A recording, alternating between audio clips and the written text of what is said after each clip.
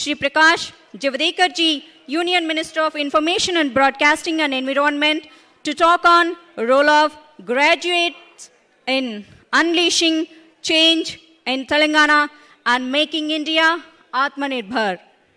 As a person who played crucial role in Telangana, struggled for separate state, both at the field level and in parliament, Shri Prakash Javadekar has nuanced understanding of the state and its polemics. We are fortunate indeed to have him here as the chief guest to speak on the role of graduates in making Atmanirbhar Bharat. We're all eager to listen to him. I now welcome to Sri IVR Krishna Rao, IAS retired, the president of today's function, onto the dais.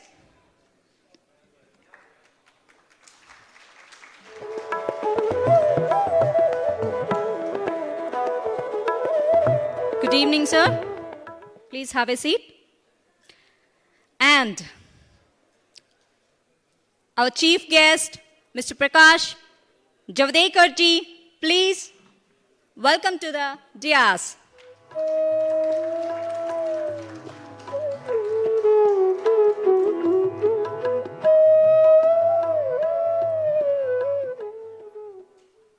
I now welcome to NVSS Prabhakar ji. Please welcome to the dais.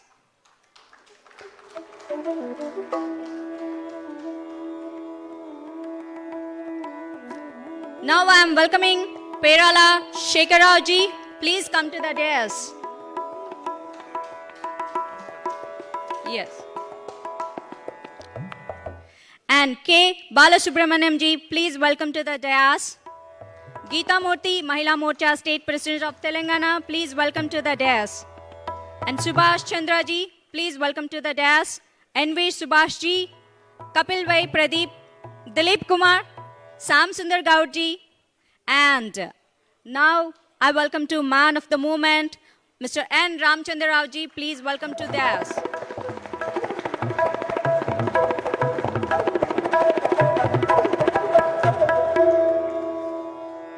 Thank you so much. Please be seated. And now I hand over this mic to the Krishna Rao ji. Please continue your speech.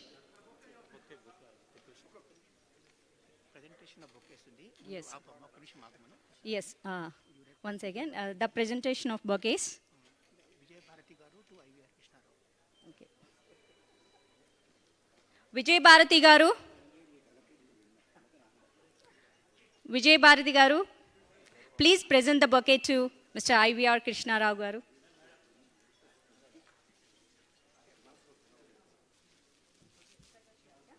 Okay.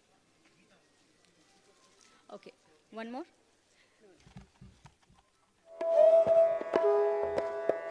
Prakash Javadekar ji.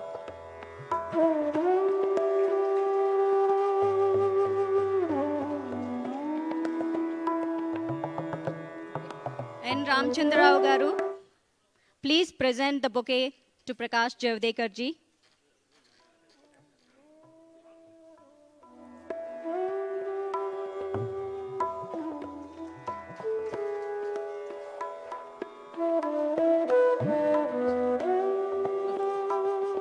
Krishna Rao garu, please take the dais.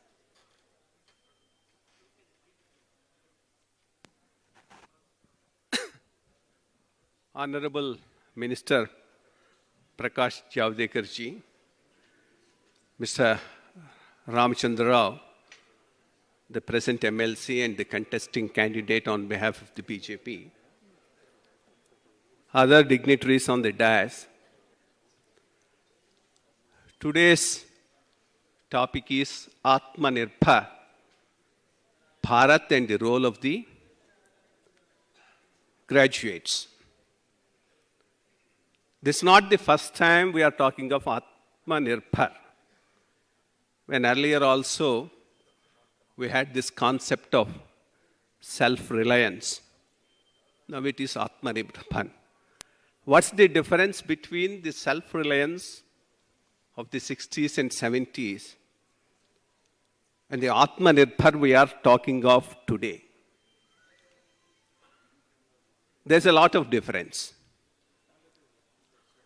Atmanirbhar is, I'm willing to compete.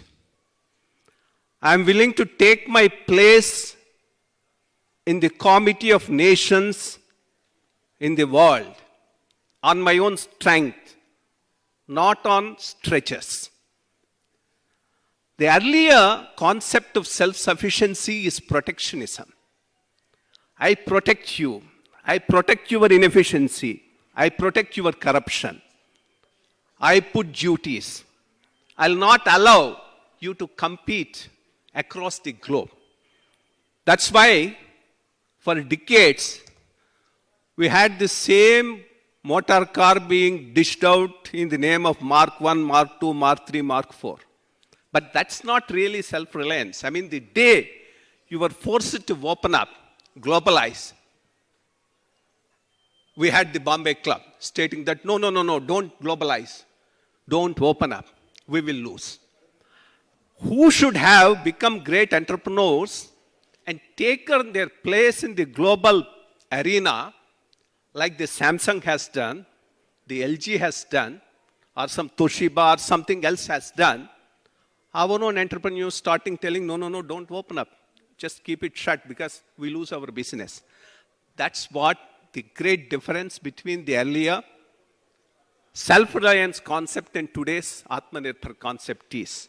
So Atmanirbhar concept says, well, I am here and I am willing to compete. I am willing to compete based on my strength, based on my costs, based on my technology, based on my ability. That's the difference between this Atmanirbhar, and this Atmanirbhar will ensure we compete globally and become a major player in the world. That's why a series of measures as part of the Atmanirbhar. That's why when somebody specifically says, no, don't privatize steel plant in Vizag, as if the steel plant is going to be shut down, the way the chaps are talking. In fact, if it is continued in the public sector, the chances of it being shut are more. It's only, it already has gone to BFR and come back and is having some health for some time. So, this whole concept of Atmanirbhar and a series of measures are meant to give that strength to the country. So, in that context, we'll have to address this whole concept of the Atmanirbhar. That's what I request anybody to have an idea of this Atmanirbhar. Then coming to the specific thing of Mr. Ramachandra Rao as our candidate of the BJP here, there's every reason for him to win because the wave in Telangana today is BJP. And that wave is going to continue from MLCs to Nagarjun Sagar to Secretariat buildings. So I think that is where there's every reason and he will win. And what is this whole concept of a legacy? How can you make a man who belongs to the whole nation, like P.V. Narasimha Rao, a person of a party, of a family, of a region? No, he just does not belong to a region, he does not belong to a state, he does not belong to a family. P.V. Narasimha Rao and his legacy belongs to this nation. That's his greatness. So I think there's no need for anybody to worry on that legacy issue and have any second thoughts about the candidature. So I think in the normal course, I'm sure it's going to be Ramachandra Rao and Ramachandra Rao only. Then there are some who keep on saying, we want to be there to question the government. Yes, question relevantly, question with facts. Don't question for the sake of questioning. And we have a lot of these who keep going on here, there, everywhere and keep questioning. And suddenly, if there's nothing else, look for a topic to question. Do we need such people in the council? Definitely not.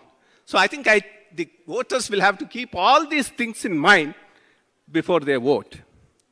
Coming back to Atmanirbhar, since the central minister is here, I have a small suggestion, sir. This Atmanirbhar also includes a series of things, including industry, agriculture, everything. As part of the agriculture and agricultural infrastructure, do keep in mind the migrant agricultural labor. Because today, after this COVID, the migrant urban labor has become a focus point. Unfortunately, the migrant agricultural labor has not become a focus point. Very recently, there was a news item in Andhra area, in a place called Gampalagudem. Some migratory agricultural labor who came to do agricultural work from Maharashtra, the lady was sleeping and woke up to feed her small 1.5-year-old son, and suddenly a snake came and bit her, and she died on the spot, leaving out a 1.5-year child. So I think under this agricultural infrastructure, 2 lakh crores that we have set up, this should be a priority. We know, for a place like, there are 4 or 5 agriculturally very prosperous states like Punjab, Haryana, Andhra. So you get a lot of migratory labor to them. Give them the minimum necessary facilities in terms of accommodation. The collectors can work it out. Portion of this amount should be set apart for it exclusively. I wish those who keep on saying we'll do a Rasta Ruko for a steel factory to stay only in public sector. There's no question of it being closed down. Mind it will run far better if it is in the public sector. Do some Rasta Ruko to ensure, because they all say they are for the proletariat. And there can't be a greater proletariat than the agricultural labor. So I wish they do a Rasta Ruko and ask, let government set apart part of the funds for providing facilities for these type of migratory labor. So those are areas on which we should concentrate as part of the Atmanirbhar Abhiyan. I'm sure all graduates in Telangana area would give a thought who would be the right man and from the right party to be there in the Legislative Council and accordingly vote. Thank you very much.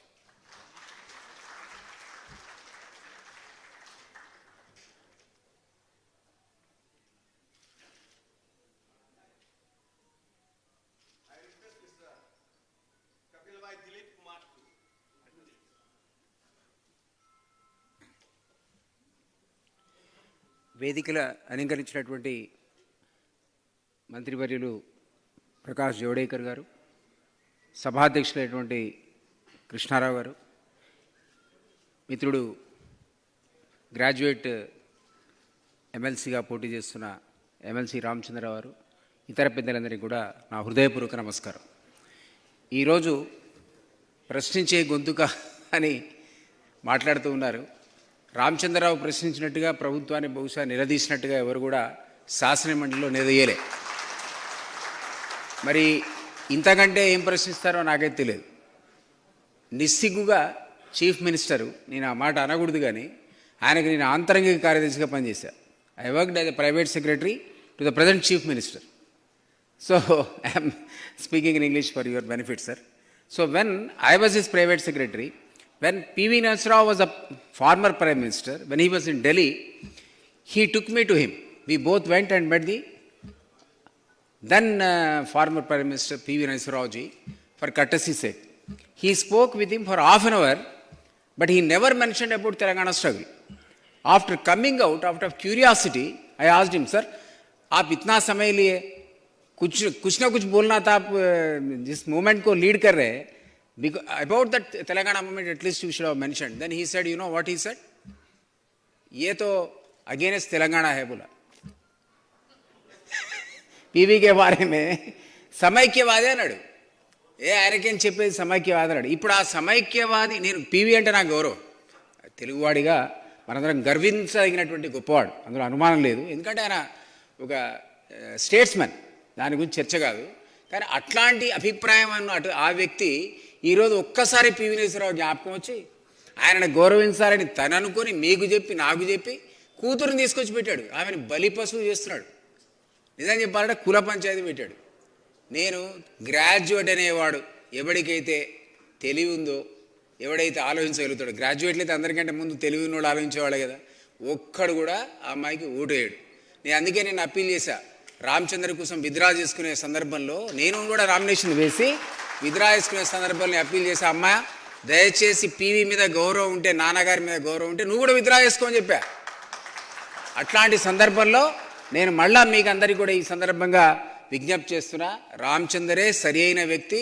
అది మోడీ గారి విధానాలు కానీ, లేదా ఈరోజు మన తెలుగు రాష్ట్రంలో, ఇక్కడ తెలంగాణ రాష్ట్రంలో మనకున్న అవసరాలు బట్టి ప్రభుత్వాన్ని మార్చాలంటే, గద్దె దించాలంటే, కేసీఆర్కి బుద్ధి చెప్పాలంటే గ్రాడ్యుయేట్స్ అందరూ కూడా భారీ బహుమతితో, అంటే ఎక్కువ మెజారిటీతో, గతంలో కంటే మించిన మెజారిటీతో రామచంద్రరావు గారిని గెలిపిస్తారని ఆశిస్తూ, మీ అందరి ఆశీర్వాదాన్ని కూడా కోరుతూ నేను ఆయనకు అడ్వాన్స్ కంగ్రాచులేషన్ చెప్తూ సెలవు తీసుకుంటాను. జై తెలంగాణ.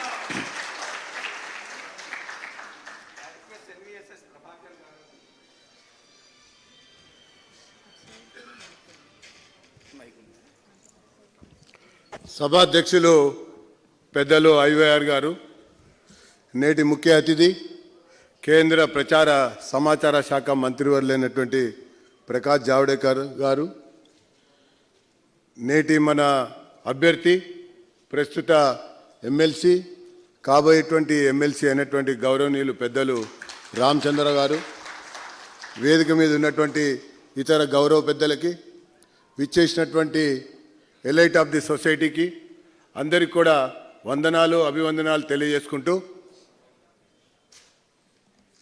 రోల్ ఆఫ్ గ్రాడ్యుయేట్స్ అన్నటువంటి ఒక అంశం పైన ప్రకాష్ జావడేకర్ గారు మాట్లాడబోతా ఉన్నారు.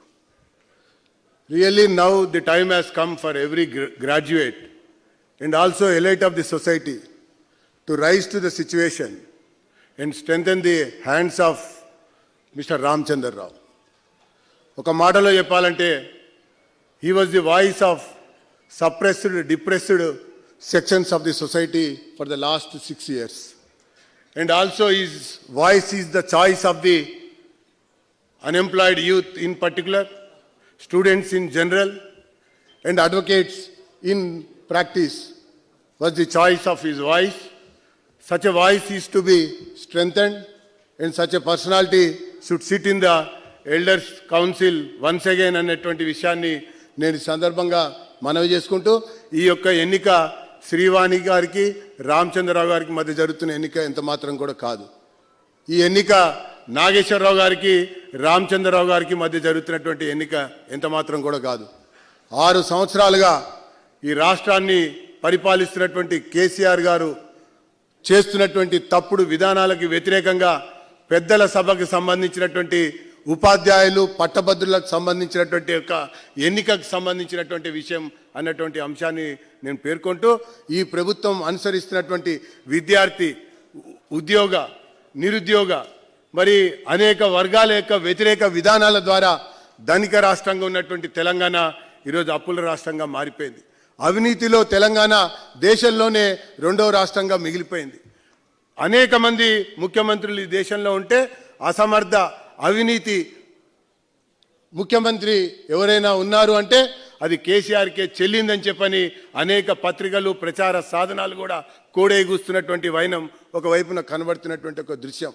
ఈ దృశ్యం యొక్క నేపథ్యంలో విచక్షణ కలిగినటువంటి పౌరులు, మేధావులుగా పిలువబడినటువంటి వ్యక్తులు, వివిధ స్థాయిలలో ఉద్యోగరీత్యా, వృత్తిరీత్యా సమాజాన్ని దిశానిర్దేశం చేసేటువంటి పెద్దలు ఎన్నుకోబోయేటువంటి ఒక వ్యక్తి, పెద్దల సభలో ఉండవలసినటువంటి వ్యక్తికి సంబంధించినటువంటి అన్ని రకాల లక్షణాలు కలిగినటువంటి ఏకైక వ్యక్తి ఎవరైనా ఈ అభ్యర్థులలో ఉన్నారంటే అది రామచంద్రరావు గారే అని చెప్పని నేను ఈ సందర్భంగా పేర్కొంటూ, మనం అందరం కూడా వారికి ఈ సందర్భంలో మద్దతు పలకాలి.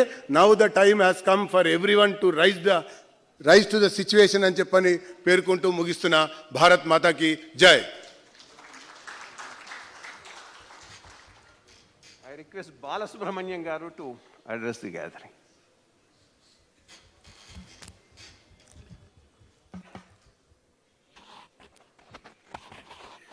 సభాధ్యక్షులు కృష్ణారావు గారికి, ఇవాల్టి కార్యక్రమానికి ముఖ్య అతిథిగా విచ్చేసినటువంటి కేంద్ర మంత్రి శ్రీ ప్రకాష్ జావదేకర్ గారు, ప్రస్తుత ఎమ్మెల్సీ, రానున్నటువంటి ఎన్నికల్లో పోటీ చేస్తున్నటువంటి మన ఎమ్మెల్సీ అభ్యర్థి రామచంద్రరావు, వేదిక నెలకొల్చిన పెద్దలందరికీ, సభకు హాజరైనటువంటి పుర ప్రముఖులందరికీ నమస్కారం. ఆత్మనిర్భర్ భారతదేశం ఆత్మనిర్భర్ వైపు ఎలా ప్రయాణం చేస్తున్నదో, భవిష్యత్తులో మనం సాధించబోయేటువంటి విజయాల గురించి ప్రకాష్ జావదేకర్ గారు కూలంకషంగా ఇంకొక 5-10 నిమిషాల్లో మీ ముందుంచబోతున్నారు. ఈ అవకాశాన్ని వినియోగించుకొని నేను ఒక విజ్ఞప్తి చేయడానికి వచ్చాను ఇక్కడికి. ప్రస్తుతం జరుగుతున్నటువంటి పట్టభద్రుల గ్రాడ్యుయేట్ ఎన్నికల్లో, ఎమ్మెల్సీ ఎన్నికల్లో రామచంద్రరావు గారిని గెలిపించుకోవటం ఒక చారిత్రకమైనటువంటి అవసరం. ఆయన కోసం పనిచేయడం మనందరికీ బాధ్యత. ప్రస్తుతం రాష్ట్రంలో కొనసాగుతున్నటువంటి కేసీఆర్ నేతృత్వంలో జరుగుతున్నటువంటి అహంకారపూరితమైనటువంటి అరాచకమైనటువంటి పాలనకు ఒక చరమగీతం పాడాలంటే మొట్టమొదటిగా దుబ్బాక ఎన్నికలతో ప్రారంభమై జీహెచ్ఎంసీ ఎన్నికరించి రేపు రాబోయే రోజుల్లో సాగర్లో గెలవటం, మిగతా మున్సిపాలిటీలో గెలవటంతో పాటుగా ఎమ్మెల్సీ ఎలక్షన్లో రామచంద్రరావు గెలవటం ఈ దురహంకారపూరితమైనటువంటి పరిపాలనకు చరమగీతం పాడేటటువంటి ఒక అవకాశం. అటువంటి అవకాశాలు మనం చేదార్చుకోకూడదు. దీన్ని వినియోగించుకొని రాష్ట్రంలో దేశంతో పాటుగా మోదీ గారి నేతృత్వంలో ఏదైతే ఆత్మనిర్భర్ భారత్ వైపు నడుస్తున్నామో అలాగే రాష్ట్రం కూడా సుభిక్షం కావాలి, సుసంపన్నం కావాలి, శాంతియుతంగా ఉండాలంటే ఈ ఎన్నికల్లో రామచంద్రరావు గారు గెలుపు ఒక అవసరం. ఇదేదో మాట వరుసకు చెప్తున్నటువంటి మాట కాదు. రామచంద్రరావు గారితో 40 సంవత్సరాల స్నేహం ఉంది నాకు. 1980 నుంచి కలిసి చదువుకున్నాం. నేను ఎస్పీ కాలేజీలో, రామచంద్రరావు రైల్వే డిగ్రీ కాలేజీలో కలిసి ప్రయాణం చేస్తూ వచ్చాం. పోస్ట్ ఎమర్జెన్సీలో మీకు ఒక చిన్న 3-4 కారణాలు చెప్తాను రామచంద్రరావుని ఎందుకు గెలిపించుకోవాలన్నది. పోస్ట్ ఎమర్జెన్సీలో ఉస్మానియా విశ్వవిద్యాలయ కేంద్రంగా నరహంతక నక్సలైట్లు నిర్దాక్షిణ్యంగా హత్యలు చేస్తూ అరాచకమైనటువంటి విధానాలు కొనసాగిస్తున్నటువంటి సమయంలో క్యాంపస్ కేంద్రంగా, ఆర్ట్స్ కాలేజీ కేంద్రంగా, లా కాలేజీ కేంద్రంగా రామచంద్రరావు ఆ రోజుల్లో చేసినటువంటి ఒక విద్యార్థి పోరాటం ఇవాళ సమాజం బాగుపడడానికి, ఇవాళ ఆ రకమైనటువంటి అరాచకమైనటువంటి విధానాలు రాష్ట్రం నుంచి తొలగిపోవడానికి కారణమైంది. మొట్టమొదటి first generation, second generation fighter campus కేంద్రంగా రామచంద్రరావు ఆ రకంగా ఆ రోజునే ప్రాణాలకు తెగించి ఎప్పుడు బతుకుతామో ఎప్పుడు చచ్చిపోతామో తెలియనటువంటి పరిస్థితుల్లో క్యాంపస్లో ఒకసారి కాదు ఎంఏ, ఎల్ఎల్బి అనేక రకాల కోర్సులు ఏది జరిగితే చదువుతూ విద్యార్థి ఉద్యమ నాయకుడిగా ముందుకు వచ్చినటువంటి వ్యక్తి. వృత్తిలోకి ప్రవేశించిన తర్వాత ఇవాళ ఆంధ్ర రాష్ట్రంలో, అంటే ఉభయ తెలుగు రాష్ట్రాల్లో, సంయుక్త ఆంధ్రప్రదేశ్లో ఉభయ తెలుగు రాష్ట్రాల్లో న్యాయవాద వృత్తిలో మొదటి 25 మంది పేర్లు తీస్తే, ఒక 25 మంది పేర్లు తీస్తే ఇవాళ రామచంద్రరావు పేరెన్నికైనటువంటి ఒక న్యాయవాదిగా గుర్తింపు పొందాడు. వృత్తిపరంగా ఆ రకమైనటువంటి విజయ సోపానాలు అందుకున్నాడు. కష్టపడి పనిచేశాడు. పని చేస్తూ కూడా మూడో కారణం, మనందరికీ కూడా అందుబాటులో ఉన్నటువంటి వ్యక్తి, స్నేహశీలి, మృదు స్వభావి. ఎప్పుడు ఏ క్షణం ఎప్పుడు ఎవరికైనా సరే ప్రేమగా పలకరించడం, కార్యకర్తలతో ఎటువంటి అహంకారం లేకుండా కార్యకర్తలాగా ఉంటూ తన మేధావితనాన్ని చూపించుకుంటూ 2 పరస్పరమైనటువంటి కోణాలను ఏకకాలంలో మనందరం ముందు పెట్టినటువంటి వ్యక్తి. వీటన్నిటితో పాటుగా నాకు ప్రత్యక్షంగా ఇంకోటి అంటే, నేను ఆల్ ఇండియా లీగల్ సెల్ కో-కన్వీనర్గా ఉన్నప్పుడు దేశమంతా బార్లన్నీ తిరిగి మీటింగులు పెడుతుండేవాడిని. మొదటి 1, 2, 3 లీగల్ సెల్ ఎఫెక్టివ్గా పనిచేసినటువంటి విభాగాలు ఏమైనా ఉంటే ఆంధ్రప్రదేశ్ లీగల్ సెల్ మొదటి 2-3 స్థానాల్లో చాలా ఎఫెక్టివ్గా ఏ ఇష్యూ వచ్చినా, ఏ అంశం వచ్చినా దానిపైన ఏదో ఒక సెమినారో, మీటింగో, సింపోజియమో, ప్రకాష్ జావడేకర్ గారిని అనేకసార్లు మీటింగ్ పిలిపించి ఉపన్యాసం ఇప్పించడం, ఈ రకమైనటువంటి కార్యక్రమాలు చేస్తూ వచ్చాడు. సామాజికమైనటువంటి అవగాహన ఉన్నది, పోరాటం చేసేటటువంటి తత్వం ఉన్నది, విషయాల్ని ప్రజల ముందు పెట్టగలిగినటువంటి నైపుణ్యం ఉన్నది. వీటన్నిటిని మించి ఒక అరాచకుడిని, ఒక దుష్టుడిని, ఒక దుర్మార్గుడిని ప్రశ్నించగలిగినటువంటి దమ్ము, సత్తా, ధైర్యము ఉన్నటువంటి వ్యక్తి. ఈ సమయంలో రామచంద్రరావుని గెలిపించుకోవటం మనకు చాలా అవసరం. మొట్టమొదటి చెప్పిన మాట మళ్ళీ చెప్తున్నాను, ఇది ఒక చారిత్రక అవసరం. దీనికోసం పనిచేయడం మనందరి అవసరం కూడా. ఈ రకంగా ఇన్ని రకమైనటువంటి లక్షణాలు కలిగి ఉన్నటువంటి వ్యక్తి కాబట్టి, ఇప్పుడు పోటీ చేస్తున్నటువంటి వాళ్ళలో ఇన్ని రకమైన లక్షణాలు ఉన్నటువంటి వ్యక్తి ఎవరు లేరు కాబట్టి, దీనికి తోడుగా భారతీయ జనతా పార్టీ ఒక సిద్ధాంతాన్ని ముందు పెట్టుకుని దేశమే ముందు అనేటటువంటి నినాదం, నేషన్ ఫస్ట్ అనే నినాదంతో ముందుకు పోతున్నటువంటి పార్టీ యొక్క మద్దతు ఉంది. ఆ పార్టీలో భాగమైనటువంటి మనందరం కూడా ఉన్నాం. మనతో పాటు మన కుటుంబ సభ్యులు, మనకి తెలిసిన వాళ్ళు, మనకు తెలిసినటువంటి పట్టభద్రులు ఎవరెవరైతే ఉన్నారో ఈ ఒక్క వారం 10 రోజులు వీళ్ళందరినీ కూడా మొబిలైజ్ చేసుకుని వాళ్ళందరితో కూడా ఫస్ట్ ప్రిఫరెన్స్ ఓటు, ఒకటే ఒక ఓటు, మొదటి ప్రిఫరెన్స్ ఓటు, సీరియల్ నెంబర్ 3 ఎదురుకుండా ఒక అంకె రాసి, ఒకటే అంకె, మిగతా అక్షరాలు ఏవి రాయకుండా, కొట్టివేతలు తుడుపులు లేకుండా 1వ నెంబర్ వేసి రామచంద్రరావుని గెలిపించుకోవాలని, ఆ రకంగా మనము ముందుకు పోవడంలో మన వంతు భాగాన్ని కూడా మనం నిర్వహించాలని మీ అందరికీ ఒకసారి వినయం చేస్తూ, ఎందుకంటే ఎక్కువసేపు ప్రకాష్ జావడేకర్ గారు మనకు భారతదేశం ఒక అభివృద్ధి దిశను మన కళ్ళ ముందు ప్రస్ఫుటంగా ఉంచబోతున్నారు. వారి మధ్య ఎక్కువ సమయం ఉండడం ఇస్తలేదు. అందుకని మీ అందరికీ మరొకసారి విన్నపం చేస్తూ ధన్యవాదాలు. మాజీ మంత్రి ముత్తుకుపల్లి నరసింహం గారిని మాట్లాడాల్సిందిగా.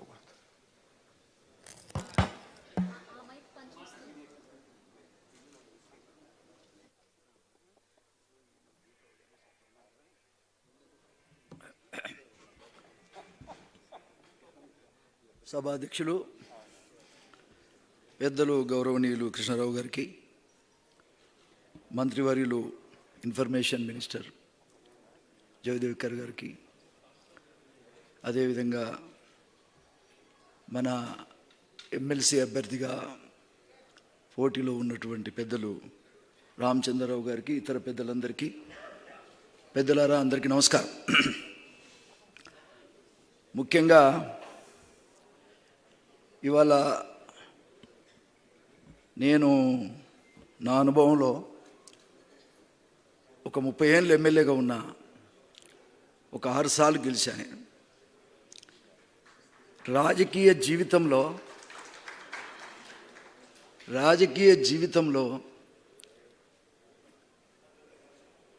నీతికి, నిజాయితీకి, మంచికి మారుపేరుగా ఉన్న వ్యక్తి రామచంద్రరావు.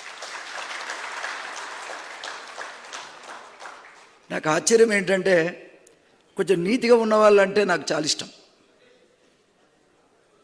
నేను బీజేపీ పార్టీలోకి వచ్చినాక ఎవరితో అటాచ్ కావాలి, అసలు నా మైండ్ సెట్కు ఉపయోగ పద్ధతిలో ఉన్నటువంటి నాయకుడు ఎవరు అని నేను కొంచెం ఆలోచిస్తున్నటువంటి తరుణంలో ఒకరోజు అన్నగారింటికి పోతే తార్నాకలో ఉంటారు ఆయన. ఒక అతి సాధారణమైన మనిషికి ఉన్నటువంటి పద్ధతిలో ఆయన ఇల్లుంది, ఆయన ఉన్నాడు. అది చూసి నేను చాలా ఆశ్చర్యపోయాను. ఈ కాలంలో పెద్ద పెద్ద బంగ్లాలు కట్టుకొని, మేడలు కట్టుకొని, మిద్దెలు కట్టుకొని, అద్దాల మేడలలో నుంచి చూసినటువంటి ఈ కాలంలో ఇంత చిన్న ఫ్లాట్లో ఉన్నారు మీరు. నిజంగా మీరు ఆదర్శమూర్తి అండి అని ఆ రోజే నేను చెప్పాను. ఎవడు చూసినా 100 కోట్లు, ఎవడు చూసినా 1000 కోట్లు, 1000 కోట్లు ఉన్నోడే పోటీ చేయాలి, 100 కోట్లు ఉన్నోడే పోటీ చేస్తున్నటువంటి ఈ కాలంలో వారు ఎమ్మెల్సీగా కొనసాగుతున్నారు. పోయినసారి మేము టీడీపీలో ఉండి కూడా వారికి సపోర్ట్ చేశాం. ఇలా నా అదృష్టం ఏంటంటే బీజేపీకి వచ్చి కూడా మళ్ళీ వారికి సపోర్ట్ చేసేటువంటి అదృష్టం నాకు వచ్చింది. ఇష్యూ ఏమిటంటే, ఇప్పుడు ఎమ్మెల్సీగా కొనసాగుతున్నారు వారు. నేనంతా తిరుగుతా ఉన్నా, ఎక్కడ చూసినా ఆయన కనబడతాడు. ఏ ఇష్యూ చూసుకోను, అసలు ఏ కార్యకర్త పిలిచినా తెల్లల వరకల్లా ఆ ప్రాంతంలో, ఆ వాడలో ఉండేటువంటి నాయకుడు, ప్రజా నాయకుడు, ఎమ్మెల్సీగా 100% ఉండాల్సిన నాయకుడు రామచంద్రరావు గారని సందర్భంగా నేను తెలియజేస్తాను. కేసీఆర్ గారు, ఇక ఆయన గురించి చెప్పాలంటే చాలా టైం పడుతుంది. మేధావులు మీరంతా, మీకు చాలా విషయాలు తెలిసి ఉంటాయి, మీరు మాట్లాడరు, కానీ మేమేం మాట్లాడాలి, తప్పదు మాకు. ఇష్యూ ఏమిటంటే, అగో మా ఎవరు పిఏగా పనిచేసినా చెప్తుండగా, అంటే తల దించుకొని చెప్తున్నావా, తల ఎత్తుకొని చెప్తున్నావా? సమస్య ఏంటంటే, ఎవడైనా మనిషిగా పుట్టినోడు, ఒక లీడర్గా ఉన్నోడు, ఎవడైనా ఆ రకమైన భాష ఉపయోగిస్తారా మీరు ఆలోచించేయండి. అసలు ప్రతిపక్ష పార్టీలను సన్నాసులు అంటాడు. మరి ఎవడు సన్నాసు? ఆయన మాట్లాడే భాష. చివరికి నిన్న దుబ్బాకలో దెబ్బ కొట్టి కార్పొరేషన్లో వాతలు పెడితే కూడా సిగ్గు రాకుండా ఏం మాట్లాడుతుండే ఆయన, సీఎం పదవి నా చెప్పుతో సమానం అన్నాడు. అబ్బబ్బబ్బబ్బబ్బబ్బా, నేను 30 ఏళ్ల కాలంలో 10 మంది ముఖ్యమంత్రులను చూసి ఉంటాను. నేను ఏ ఆంధ్ర ముఖ్యమంత్రి కూడా ఇలాంటి భాష మాట్లాడిన వాళ్ళు లేడు. ఏ ఆంధ్ర ముఖ్యమంత్రి కూడా ఇన్ని అబద్ధాలు చెప్పిన వాళ్ళు లేడు. ఏ ఆంధ్ర ముఖ్యమంత్రి కూడా ప్రజల్ని కలవనోళ్ళు లేడు. ఒరే దుర్మార్గుడా, ప్రజలు ఏదో నమ్మి ఓట్లేస్తే ఆ ఓట్లను చెప్పుతో పోల్చి, ఆ ప్రజలను చెప్పుతో పోల్చినటువంటి ఏకైక దుర్మార్గమైనటువంటి ముఖ్యమంత్రి సప్పుడు చేయరేమయ్యా. నేను భయమానే ఆ, మా అన్నకు దండం. ఏకైక ముఖ్యమంత్రి ఆయన, ఆదర్శ ముఖ్యమంత్రి. చెప్పుతో పోల్చి ప్రజల ఓట్లను చెప్పుతో పోల్చాడు. ప్రజలందరినీ చెప్పుతో పోల్చి మరి వాళ్ళ ప్రజలందరినీ అవమానపరిచినటువంటి నీచుడు కేసీఆర్ అని సందర్భంగా నేను తెలియజేస్తాను. ఎవడన్నా ఉద్యమకారుడు, నేను పొలిటికల్ సైన్స్ స్టూడెంట్ని, ఎవడన్నా ఉద్యమకారుడు ఉన్నది ఉద్యమంలో తగులబెడతారు, అవసరమైతే ప్రాణం ఇస్తారు, చరిత్ర కోసం బతుకుతారు, కానీ కుటుంబం కోసమే బతికిన ఏకైక ముఖ్యమంత్రి తెలంగాణ ముఖ్యమంత్రి. ఈయన చరిత్రను రాయగలిగిన వాళ్ళు ఉంటే రాయండి నాయన, ఎంతన్నా రాసుకోండి. ఈయన గడ్డ ఆయన చెప్తాడు, మహాత్మా గాంధీ పక్కన ఈయన బొమ్మ పెడతారు అట్నే. ఏ సప్పుడు చేయరేమే?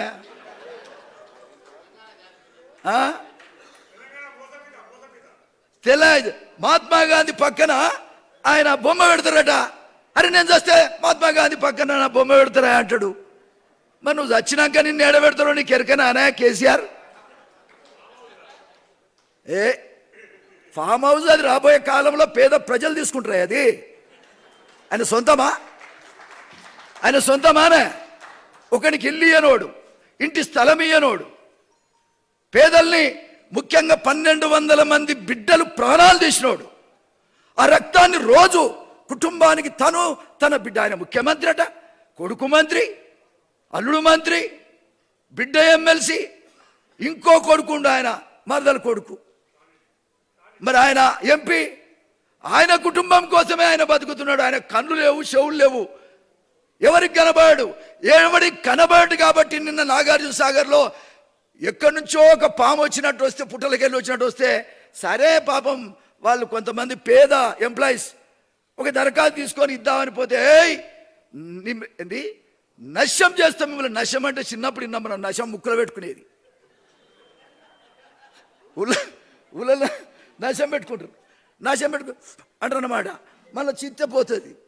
అంత సులువుగా మాట్లాడిండు అంటే ఎంత దుర్మార్గమైన మాట అది. అది పోంగా కుక్కలందరి నాడు తరుతామని చెప్తాడు. అరే ఇక్కడ న్యాయమయ్యా? ప్రజలను కుక్కలతో పోల్చినటువంటి వ్యక్తి ఎవడనుంటే 1200 బిడ్డలను చంపి వాళ్ళ రక్తం దాగుతున్నటువంటి ఏకైక వ్యక్తి భారతదేశంలో. గట్టిగా రాదు మా అన్నలంతా, అదే దయచేసి మేధావులు నోళ్ళిప్తలేరని ఒక పక్క అనుకుంటుంటే, మీరు నోళ్ళిప్పాలిగా.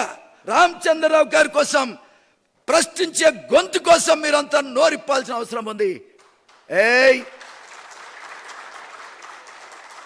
ఆయన పవిత్రత ఎంత అంటే, అబ్బా నా కొడుకు అమెరికాలో, నా బిడ్డ అమెరికాలో, నాకు ఈ తెలంగాణ వస్తే నాకేం అక్కర్లేదు. ఒకవేళ ముఖ్యమంత్రి అవుతుంటే దళితున్నే ముఖ్యమంత్రి చేస్తా, ఒకవేళ చేయలేకపోతే తల నరుక్కుంటా. ఎన్నిసార్లు నరుక్కుంటామ్మా? తల ఎప్పుడన్నా నరుక్కుండా ఆయన ఎన్నిసార్లు చెప్పిండు ఈ మాట?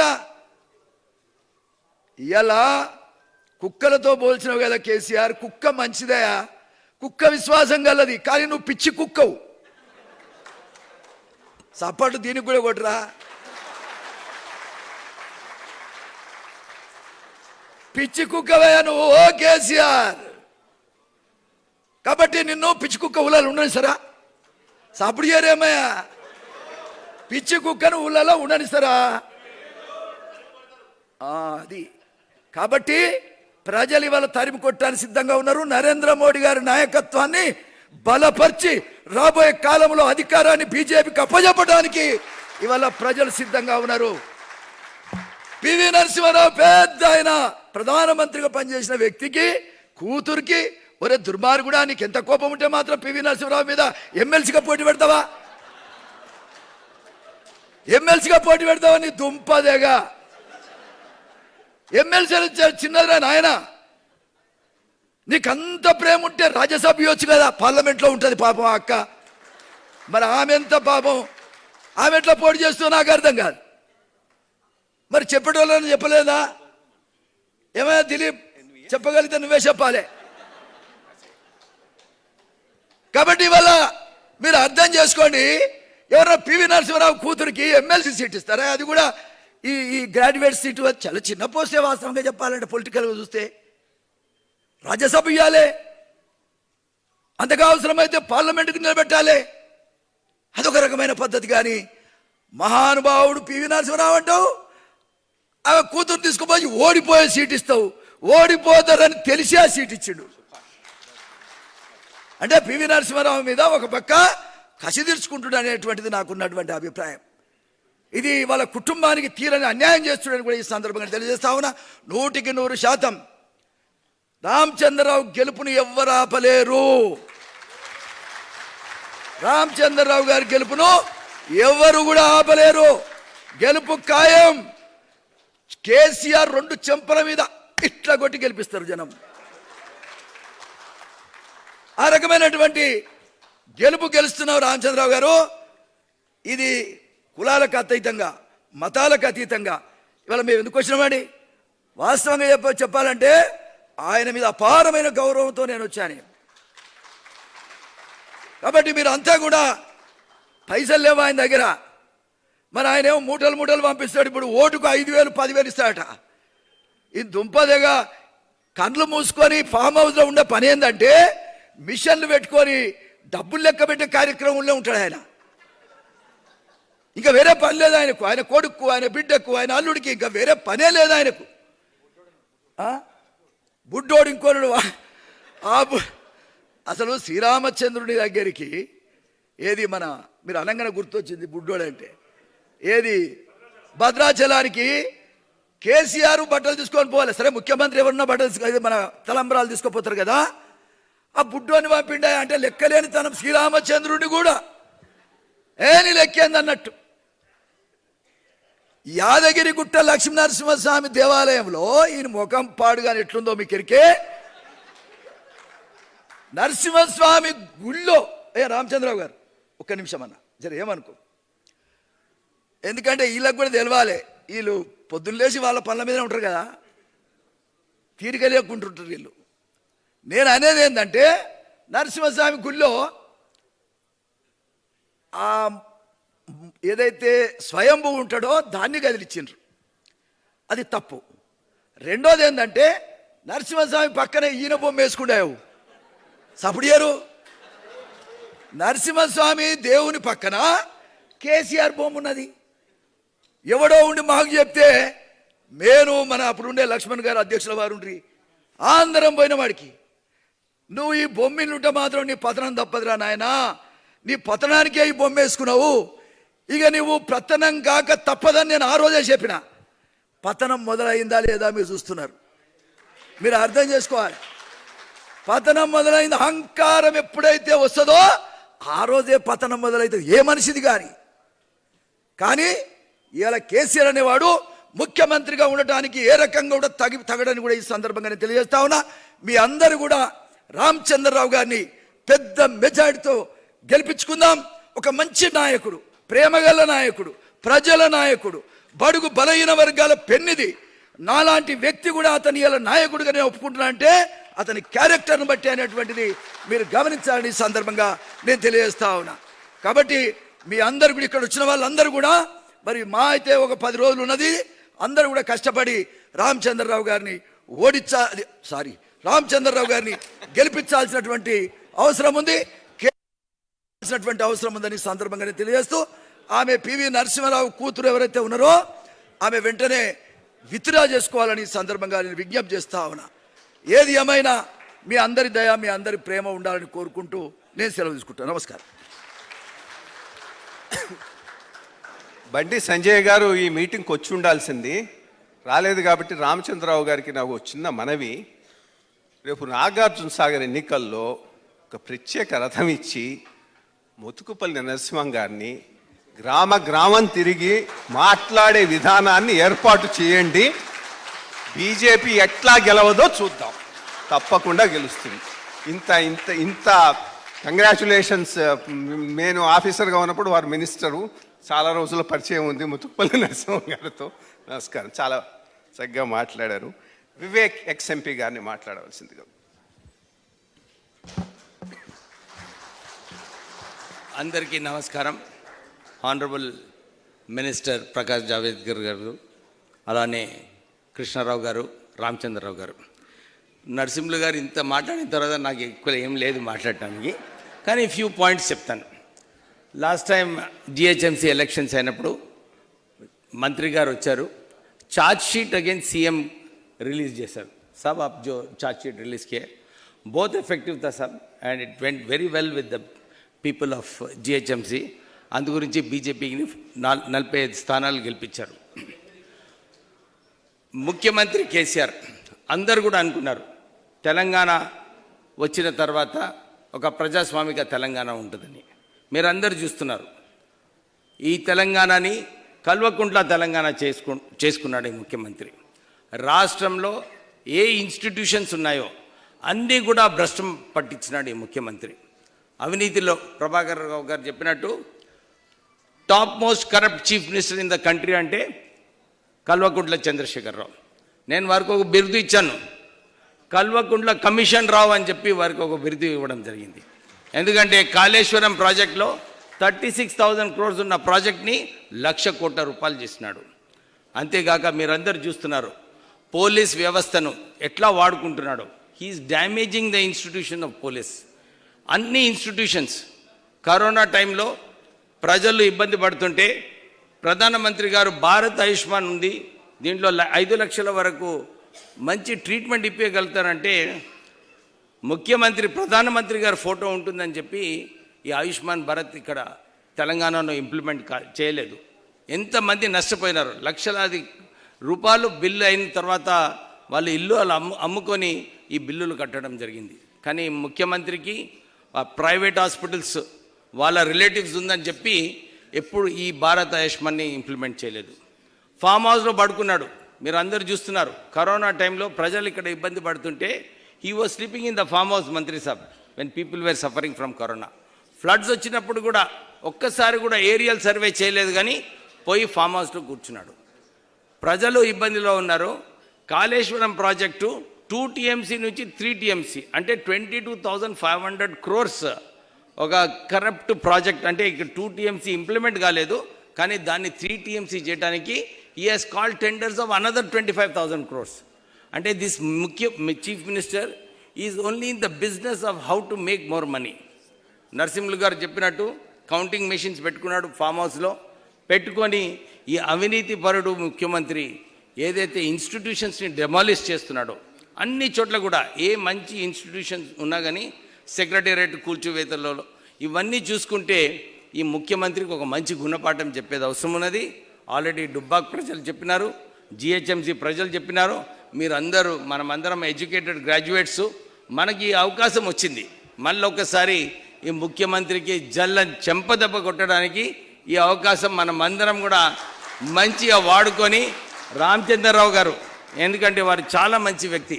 ఇప్పుడే నరసింహులు గారు చెప్పినట్టు రామచంద్రరావు గారు ఎవరిపైనా కానీ ఎప్పుడు హెల్ప్ఫుల్. ఏది అడిగినా కానీ మా అంబేద్కర్ కాలేజ్లో లా కాలేజ్ కావాలంటే వారు పాపం ఢిల్లీకి వచ్చి ఆ కాలేజ్ గురించి వారు అప్పుడు ప్రయత్నం చేయడం జరిగింది. అంటే వారు ఎవరి హెల్ప్ కోసం వెళ్ళినా కానీ వాళ్ళు చేస్తారు. ఇది ఒక మంచి అవకాశము. ఈ ముఖ్యమంత్రికి ఏదైతే అహంకారం, ఈ ముఖ్యమంత్రి అయిన తర్వాత పవర్లో వచ్చిన తర్వాత అహంకారం ఏదైతే ముఖ్యమంత్రికి వచ్చిందో దాన్ని మెడలు వచ్చే అవసరం ఉన్నది. ఈ కౌన్సిల్ ఎలక్షన్లో మనం రామచంద్రరావు గారిని గెలిపిస్తే ఈ ముఖ్యమంత్రికి సరైన గుణపాఠం ఉంటుందని చెప్పి మీ అందరితో అప్పీల్ చేస్తూ రామచంద్రరావు గారిని పెద్ద మెజారిటీతో గెలిపించుకోవాలని చెప్పి మీ అందరినీ కోరుతున్నాను. Thank you very much. I request NV Subhash, grandson of PV Narasimha Rao Garu, to speak.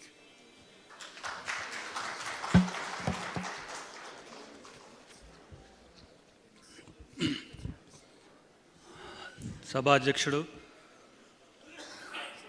గౌరవనీయులు శ్రీ ఐవి కృష్ణారావు గారు, వారితో మాకు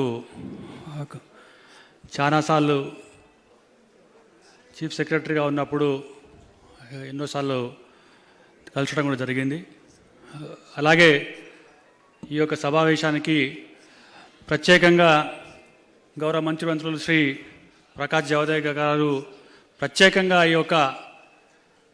ఈ సభలో అంటే మాట్లాడటానికి ఇక్కడికి వచ్చినందుకు వారికి కూడా ఆహ్వానిస్తూ హైదరాబాద్ రంగారెడ్డి మహబూబ్ నగర్ మన అభ్యర్థి అయిన శ్రీ రామచంద్రరావు గారికి ఈరోజు మన అందరం కలిసి ఇక్కడ ఈ యొక్క సమావేశం ఏర్పడుకున్నందుకు మొత్తం కారణం వారిని అఖండమైన మెజార్టీతో గెలిపించాలని చెప్పి ఒక్కసారి కనుక చూస్తే మనం ఇక్కడ హైదరాబాదులో ఎలైట్ క్రౌడ్ ఈరోజు ఆత్మనిర్భర్ ఈ యొక్క ప్రాజెక్టు గురించి భారత్ గురించి శ్రీ జావదేకర్ గారు వచ్చిందంటేనే మనందరికీ ఒక విశ్వాసం కూడా మొత్తం రావడం కూడా జరుగుతుంది.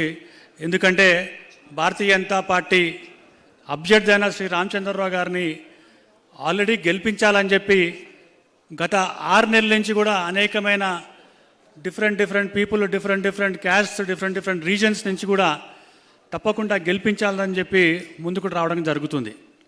2-3 విషయాలు ఈ సందర్భంగా మనం ఒక్కొక్కసారి ఏంటంటే మాట్లాడాల్సిన అవసరం ఉంది. ఎందుకంటే ఈ యొక్క స్థానం ఆల్రెడీ భారతీయ జనతా పార్టీకు గెలుస్తుందని చెప్పి ముందే ఒక సమాచారంలో ఈ యొక్క సమాచారం తెలుసుకున్న తర్వాత మా చిన్నమ్మని తీసుకొచ్చి ఇక్కడ పెట్టడం ఇది నిజంగా ఒకలాంటి ఒక చిచ్చు తీసుకొచ్చినారు అన్నట్టు. అంటే అటు కుటుంబంలో కానివ్వండి లేకుంటే ఒక సామాజిక వర్గంలో కానివ్వండి ఈరోజు తీసుకొచ్చి ఇక్కడ ఏ విధంగా మరి వారి పేరు పివి గారు పేరు పెడుతున్నారంటే చాలామంది విదేశాల నుంచి కూడా నాకు కూడా ఫోన్ చేసి అయ్యా మీరు ఒక్కసారి ఏంటంటే మాట్లాడుతుందంటే బాగుంటుంది, ఎందుకంటే పివి నరసింహారావు గారు చనిపోయిన తర్వాత 2014 నుంచి ఇప్పటిదాకా ఏదైతే వారి బర్త్డే సెలబ్రేషన్స్ కానివ్వండి లేకుంటే ఇంకేమైనా కార్యక్రమాలు కానీ ఎన్నిసార్లు కాంగ్రెస్ పార్టీకి కానివ్వండి లేకుంటే టీఆర్ఎస్ పార్టీకి కానివ్వండి తెలంగాణ రాష్ట్రం నుంచి మన ఒక తెలుగు బిడ్డ మన దక్షిణ భారతదేశంలో భారతదేశ ప్రధానిగా ఉన్న శ్రీ పివి నరసింహారావు గారికి మీరు వచ్చి శ్రద్ధాంజలి ఏమో అంటే ఒక్కసారి కూడా రాలేదు. సార్ आपको मैं ये बताना है 2004 में जब नरसिम्हा राव का देहांत हुआ था दिल्ली में, जब यूपी में श्री केशव राव एक मंत्री था, he was the labour minister from 2004 to 2014. From 2004 to 2014 he never ever came and then he paid the tributes to Narasimha Rao. Not only that, many of the CSOs అంటే ఎన్నో అకేషన్లో కూడా ఆయన ఒక సమాఖ్యవాద అని చెప్పి ఆయన చనిపోతే ఏంటంటే ఎన్నో కామెంట్స్ చేసి మా కుటుంబ సభ్యుల తర్వాత ఒక సామాజిక వర్గాన్ని ఒక దక్షిణ భారతదేశంలో ఉన్న శ్రీ పివి నరసింహారావు గారి ఎన్నో కూడా ఏంటంటే మాట్లాడిన సందర్భాలు కూడా ఉన్నాయి. మరి ఎందుకు మరి ఏంటంటే 2014లో సడన్గా మీరు ఏంటంటే యూటర్న్ తీసుకున్నారు. 2020లో శతజయంతి ఉత్సవాలని చెప్పి ఎన్నో ఏంటంటే కార్యక్రమాలు చేసినారు, కానీ ఇంతవరకు వారు ఇచ్చిన హామీలు ఇంతవరకు ఏంటంటే నిలపలేదన్నారు. ఎన్నిసార్లు అడిగినా కూడా మాకు అపాయింట్మెంట్ ఇవ్వరు, ఎన్నిసార్లు ఏంటంటే ప్రజాప్రతినిధులతో మాట్లాడినా కూడా ఒక్కసారి కూడా టైం ఇవ్వరు అన్నాడు. ఇవాళ ఓడిపోతున్నామని చెప్పి, ఎందుకంటే మొన్నకు దుబ్బాకలో కానివ్వండి జిహెచ్ఎంసీలో కానివ్వండి ఇంకా రాబోయే ఎన్నికల్లో మరి భారతీయ జనతా పార్టీ గెలుస్తుందని చెప్పి ఒక కుట్రతో ఈరోజు ఒక తెరపైకి తీసుకొచ్చి వాళ్ళ ఒక మొత్తం పంచాయతీ పెడుతుంటే ఇవాళ అందరూ కూడా సామాజిక వర్గాలు కూడా ఎంతోమంది కూడా నిజంగా మరి ఈ యొక్క పంచాయతీ ఏందని చెప్పి నిజంగా అందరూ కూడా మొత్తం అడుగుతున్నారు అన్నట్టు. ఇటువంటి సమయంలో మరి మనం రామచంద్ర గారి గురించి మనం ఒకసారి అంటే మాట్లాడాల్సిన అవసరం ఉంది. వారు మాకు దూరం చుట్టమైనా కూడా మాకు ఒక అన్న అంటే రాత్రి కానీ పొద్దున కానీ వచ్చి ఏ సమయంలో వచ్చి కూడా ఆదుకునే సందర్భాలు కూడా ఉన్నాయి. మాకు తెలిసిన ఒక ఎస్ఐ ఉన్నప్పుడు వారు ఒక పోలీస్ స్టేషన్లో రాత్రంతా ఏంటంటే వారిని మొత్తం పోలీస్ స్టేషన్లో మొత్తం టార్చర్ పెడుతుంటే కూడా మాకు మొన్నంటే తెలిసిన ఒక ఏంటంటే వ్యక్తి పోయి అక్కడ మరి వారిని బయటికి తీసుకెళ్ళిన సందర్భాలు ఉన్నాయి. ఇది ఏమంటే ఒక అంటే ఒక ఏబీవీపీ కార్యకర్తను ఆ రోజు ఏదో ఒక సర్కిల్ ఇన్స్పెక్టర్ తీసుకుపోయి ఏంటంటే వారిని హింసిస్తుంటే వీరు వచ్చేందంటే అక్కడికి సేవ్ చేస్తే వీరు తీసుకుపోయినట్టు జైల్లో పెట్టిన సందర్భాలు కూడా ఉన్నాయి. అంటే ఇదంతా ఎందుకు చెప్తున్నామంటే he is a person who is available but 24/7 whenever wherever whoever calls him he goes and then he is there, I am there. Atmanirbhar Bharat అన్నప్పుడు అంటే ఒక ఆత్మవిశ్వాసం నింపుతున్న సందర్భాలు కూడా చూస్తున్నాయి. వేదికపై ఉన్న అనేక మంది ఏంటంటే అందరూ కూడా రామచంద్రరావు గురించి మాట్లాడుతున్నారు.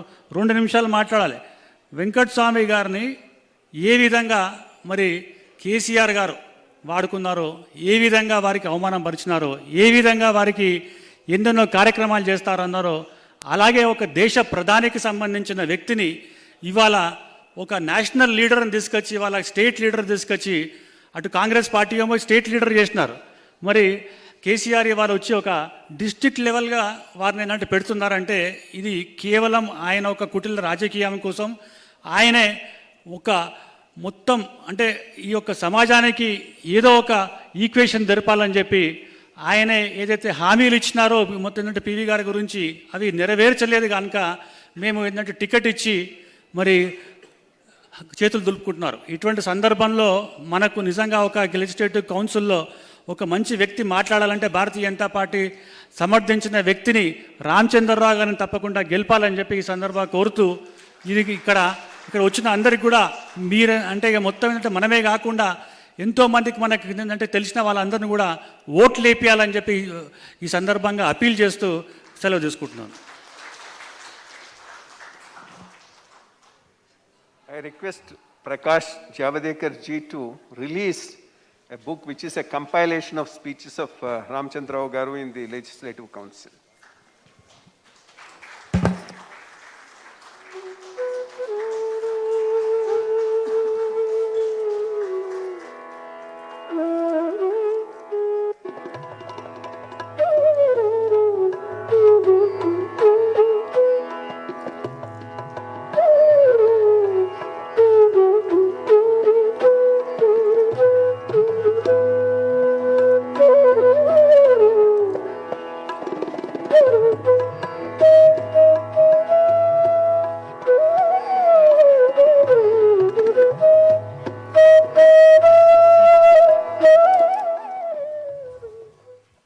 Now I request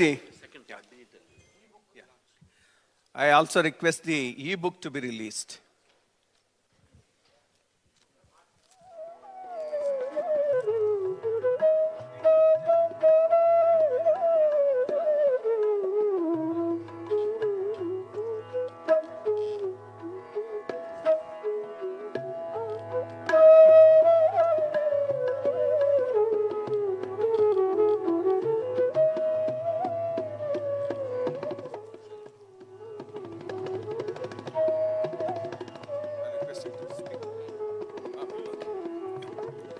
Now I request Sri N. Ramchandra Rao Garu to address the gathering.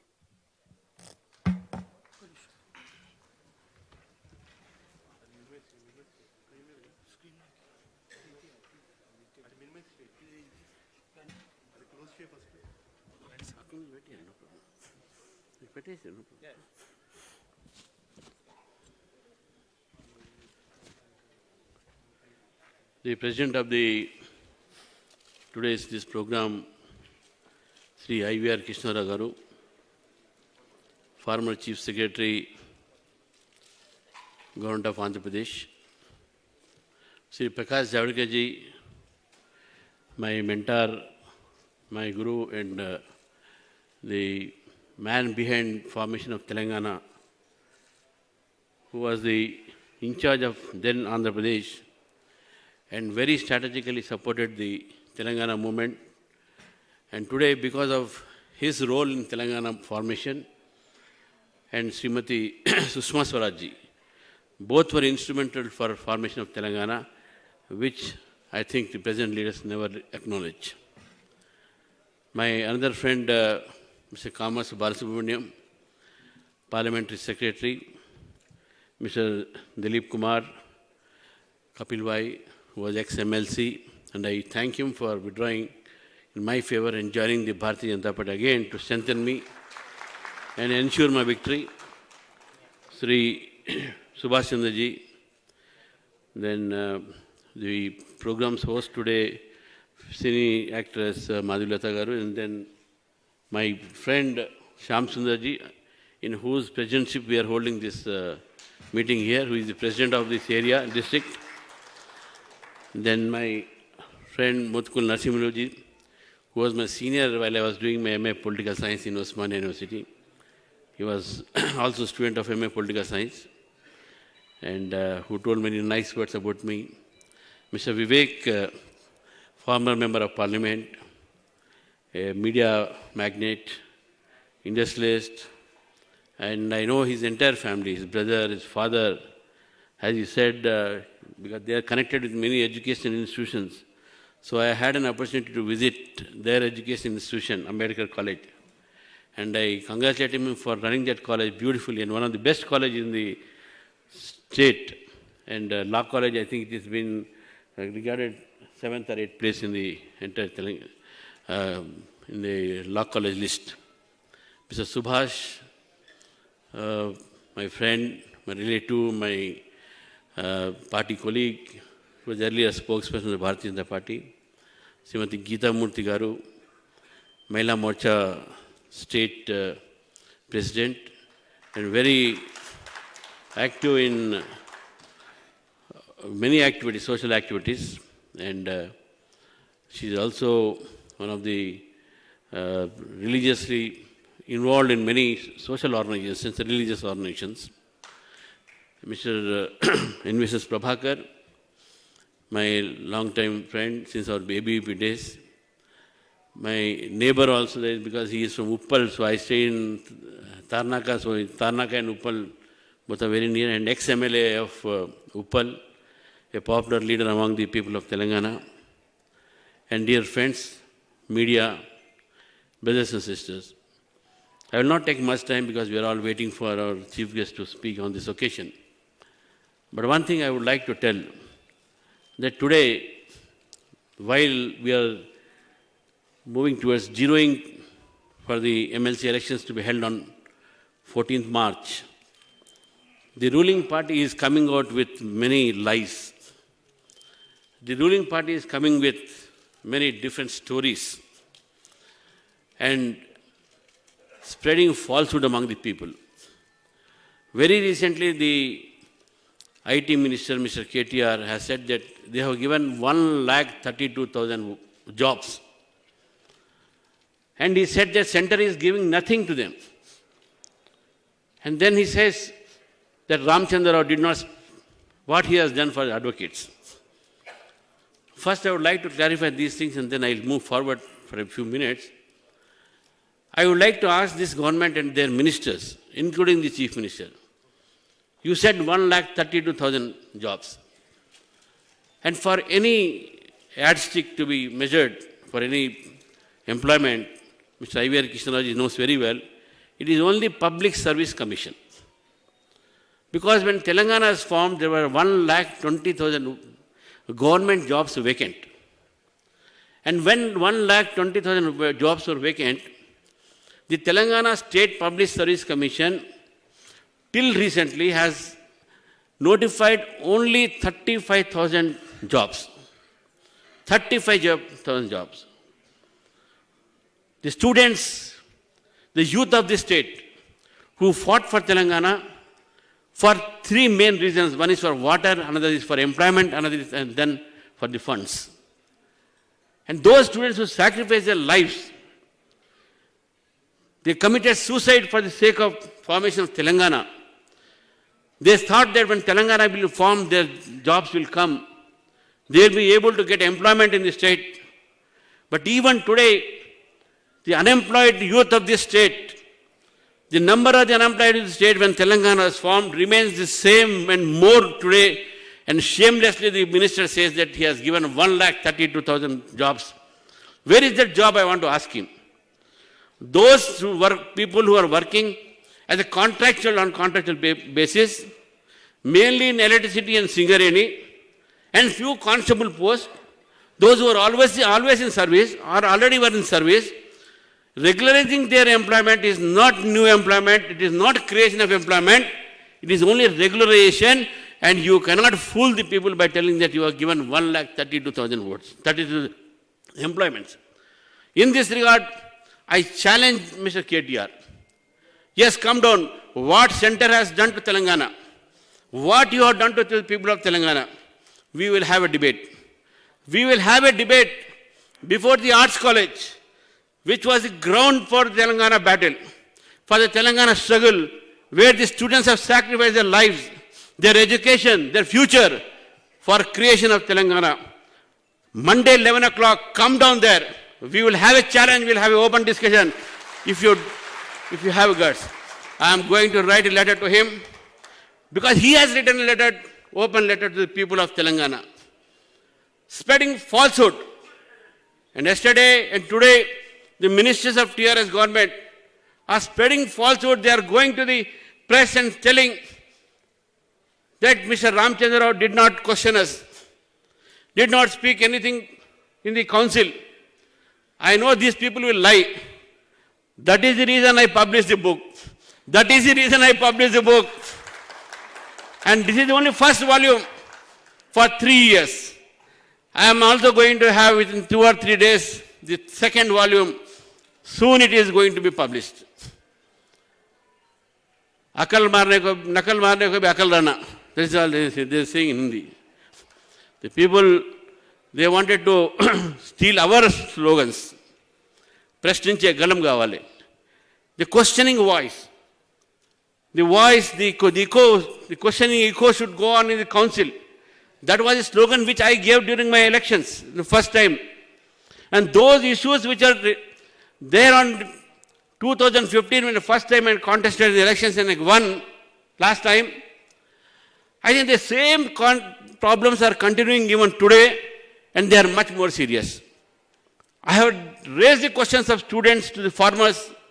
I have raised the questions from unemployed to the employees, government employees, from teachers' problems to the police problems.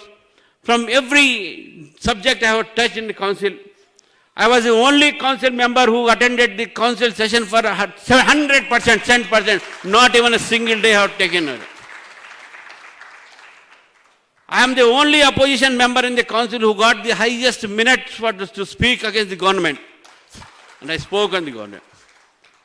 I was the only member in the council to oppose the entire council, the government, including the Congress party, when they brought in the CAA, resolution against the CAA.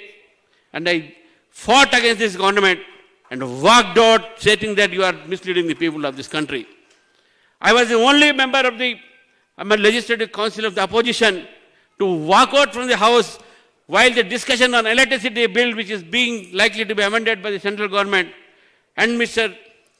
Chief Minister and others were trying to mislead the people of the state that Modi is going to take away free electricity and is also going to take away the electricity powers to them and the state will become dark again. These are the falsehoods spread by this government. These are the falsehoods which is being spread by the TRS government against the center. We have given several things to this government. Mr. Javadekar ji here, and what I am telling is also acknowledged by the Honorable Chief Minister in the house in the floor of the house, that for the Jamanchalla project and many other projects in Telangana, earlier if any project had to come, the environmental clearance used to take nearly years together. But it was Mr. Javadekar when he was environmental minister in the first term of the Modi ji's government. He cleared the environment, he gave environmental clearance and no objection certificate within 10 days to the state government. And this is being even today acknowledged by them. But they don't speak elsewhere. Because the question was asked to them, then this was disclosed. It was Mr. Javadekar who has given a lot of things to the state while he was HRD. He was here, HRD minister. I and YL Srinivas and many other lecturers and out of president, we went to him for funds for the Osmania University centenary celebration. We got funds from him. It was not the TRS government which got the funds. It was we as an alumni of the Osmania University, we got funds for it. Unfortunately, Indian Science Congress was to be held in Osmania University, where the scientists of this state, the science students who are studying in Osmania University, would have gone very good opportunity for exposure to the international science and research. That Indian Science Congress was shifted to a small state like Manipur because the government here failed. Prakash Javadekar ji was ready with funds to host Indian Science Congress here, along with the Department of Science and Technology. These people have entirely demolished the dreams of the youth. People of Telangana have thought that when Telangana is created, they will have a better future. But our future is bleak and our future is dark because of the rule by the TRS government.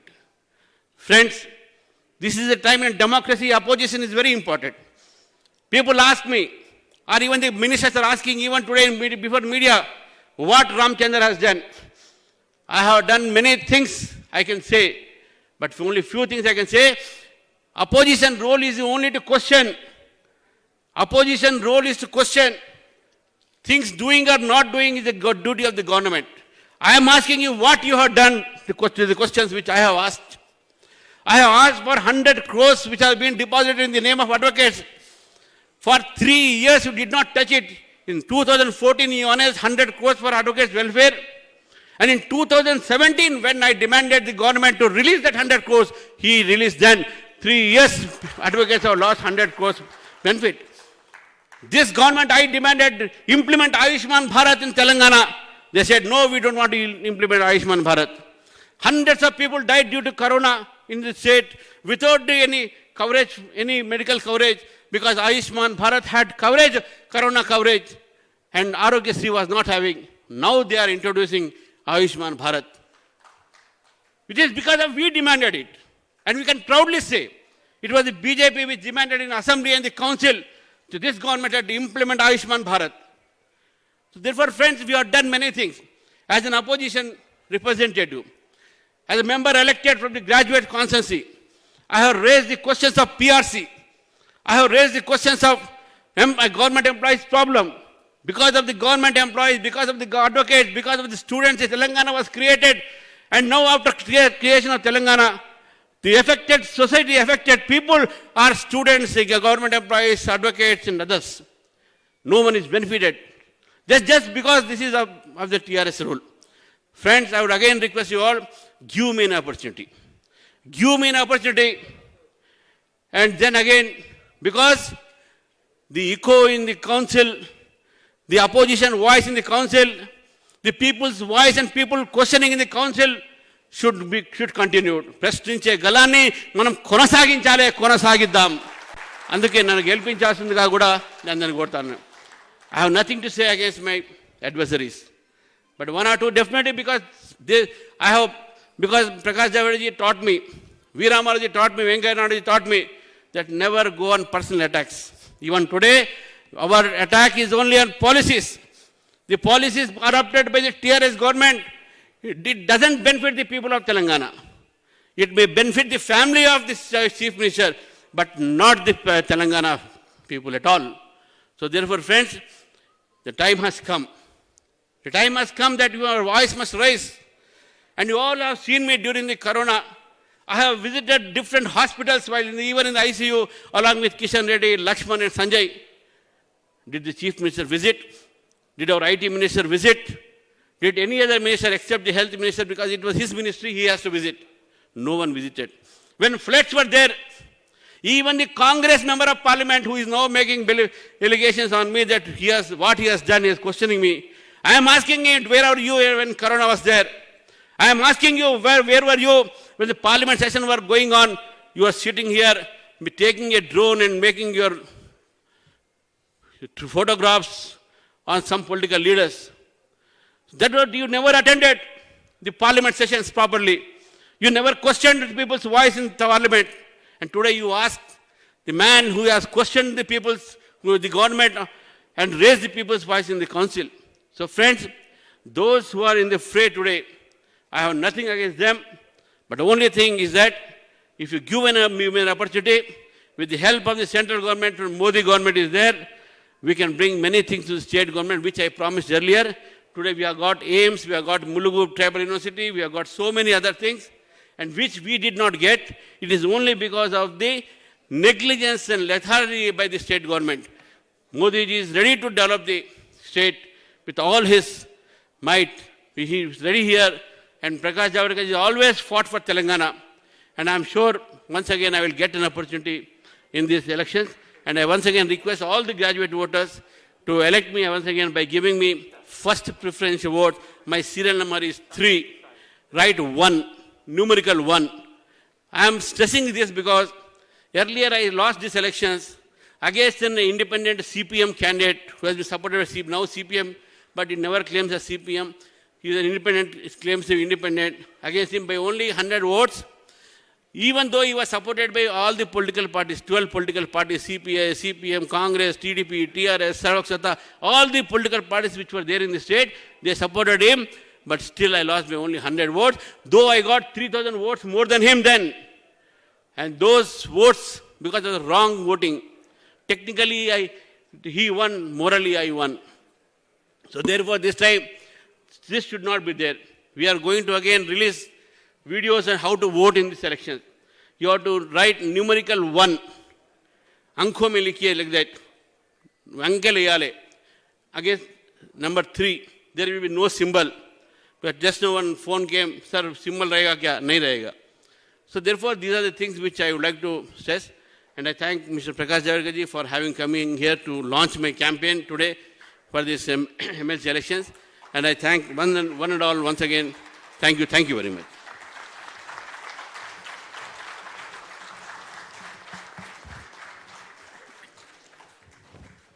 I request the Honorable Minister of Information and Environment, Shri Prakash Javadekar ji, to speak on the Atmanirbhar Bharat, the role of graduates.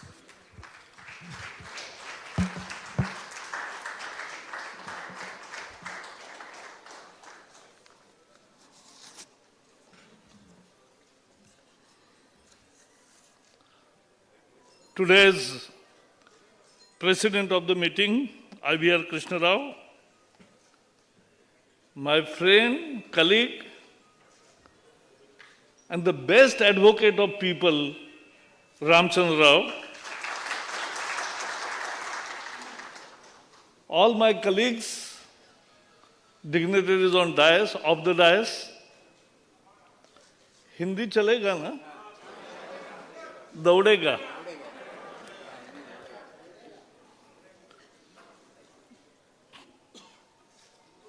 मैं सबको देख रहा हूं, मुझे लग रहा है तेलंगाना ने घोषित कर दिया है कि कोरोना है ही नहीं।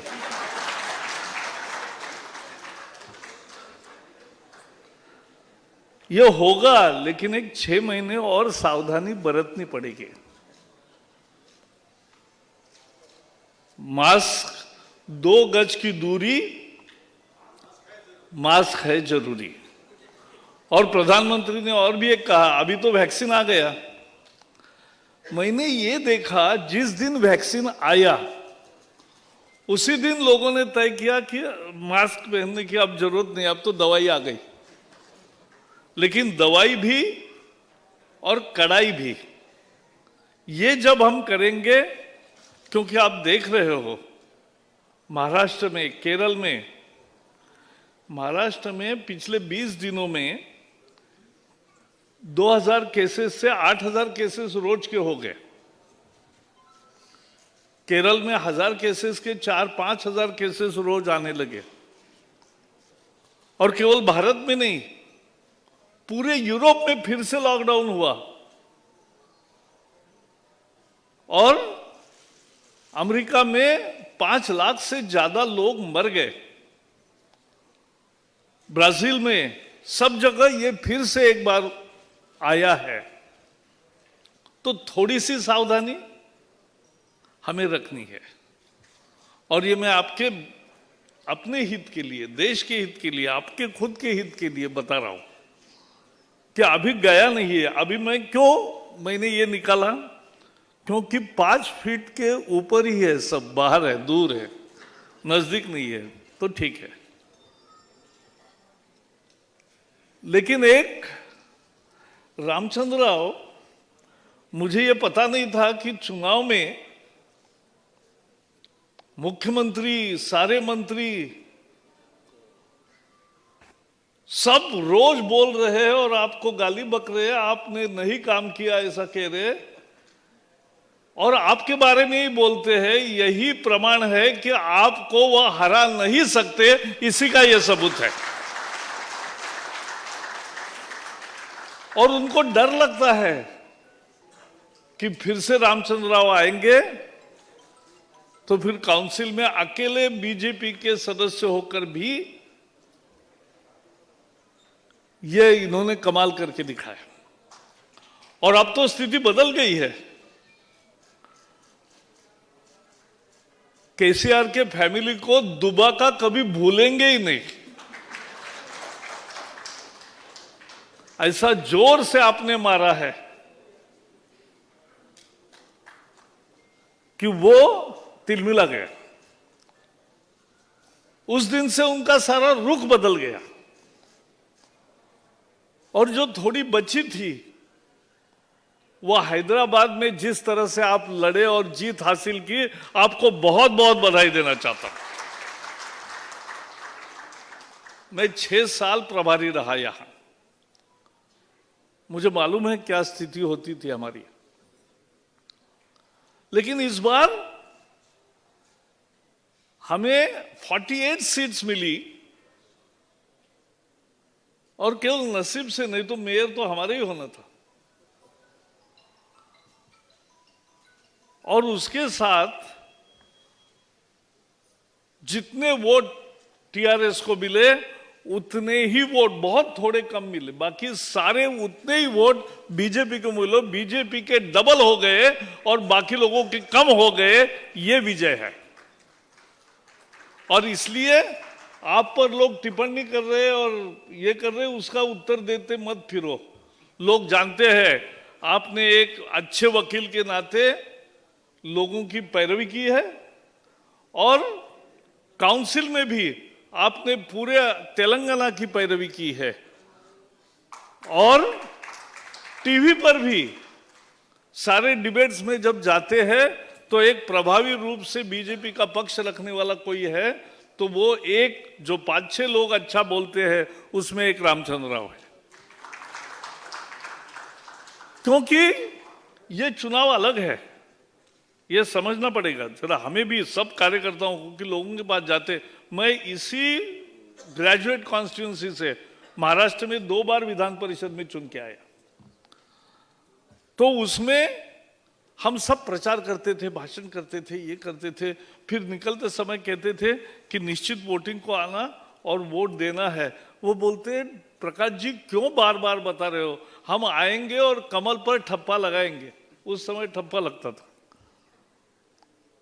कमल का बटन दबाएंगे। अरे अब बटन दबाना कमल का नहीं है यहाँ, क्योंकि यहाँ कमल नहीं है, यहाँ पंजा नहीं है, यहाँ कोई भी चिन्ह नहीं है, यहाँ केवल नाम है। आपने जो बोला 3 नंबर 1 नंबर, ऐसा 3 आंकड़ा नहीं होता है, केवल नाम होंगे और नाम के सामने जो ब्रैकेट है वहां हमें एक, कोई कंफ्यूजन नहीं होना चाहिए, एक केवल ऐसी लाइन लगानी है, बस जो एक है ये समझता है, बाकी कुछ नहीं करता। और 3000 वोट इनके खराब हुए, इनवैलिड हुए। अब जब से ईवीएम आया है, अब जनरल चुनाव में एक भी वोट इनवैलिड नहीं होता, क्योंकि कोई ना कोई बटन दबाता है, तो वो बटन दबाने पर जो वोट दिया है वो भी सामने आता है, तो सब कुछ पता है। तो एक भी वोट जनरल इलेक्शन में नहीं होता, लेकिन ग्रेजुएट इलेक्शन में, टीचर इलेक्शन में वोट अगर इनवैलिड होते हैं तो ये अच्छी चीज नहीं है। इसलिए कार्यकर्ताओं को भी ये प्रचार जनरल भाषण करने का ये नहीं है, ये घर घर जाकर बताकर उनको वोटिंग के लिए लाना, इसी में हमारी सबकी परीक्षा है। ज्यादा से ज्यादा जो रामचंद्र राव को विजयी देखना चाहते उन सबको वोटिंग के लिए लाना, यही हमारी ताकत होगी। लेकिन मुझे याद आया कि वोट किसको दे, ये कभी सवाल पूछा तो पहले अच्छा व्यक्ति ढूंढो। बाकी लोगों के लिए हम उल्टा सीधा नहीं बात करते, लेकिन Ramchandra Rao is of course the best candidate available. लेकिन दूसरा पक्ष आता है कि भाई पार्टी कौन सी है, यह भी इंपॉर्टेंट है। जिस पार्टी ने देश को नए ऊंचाई तक ले गए, वो पार्टी बेस्ट पार्टी है।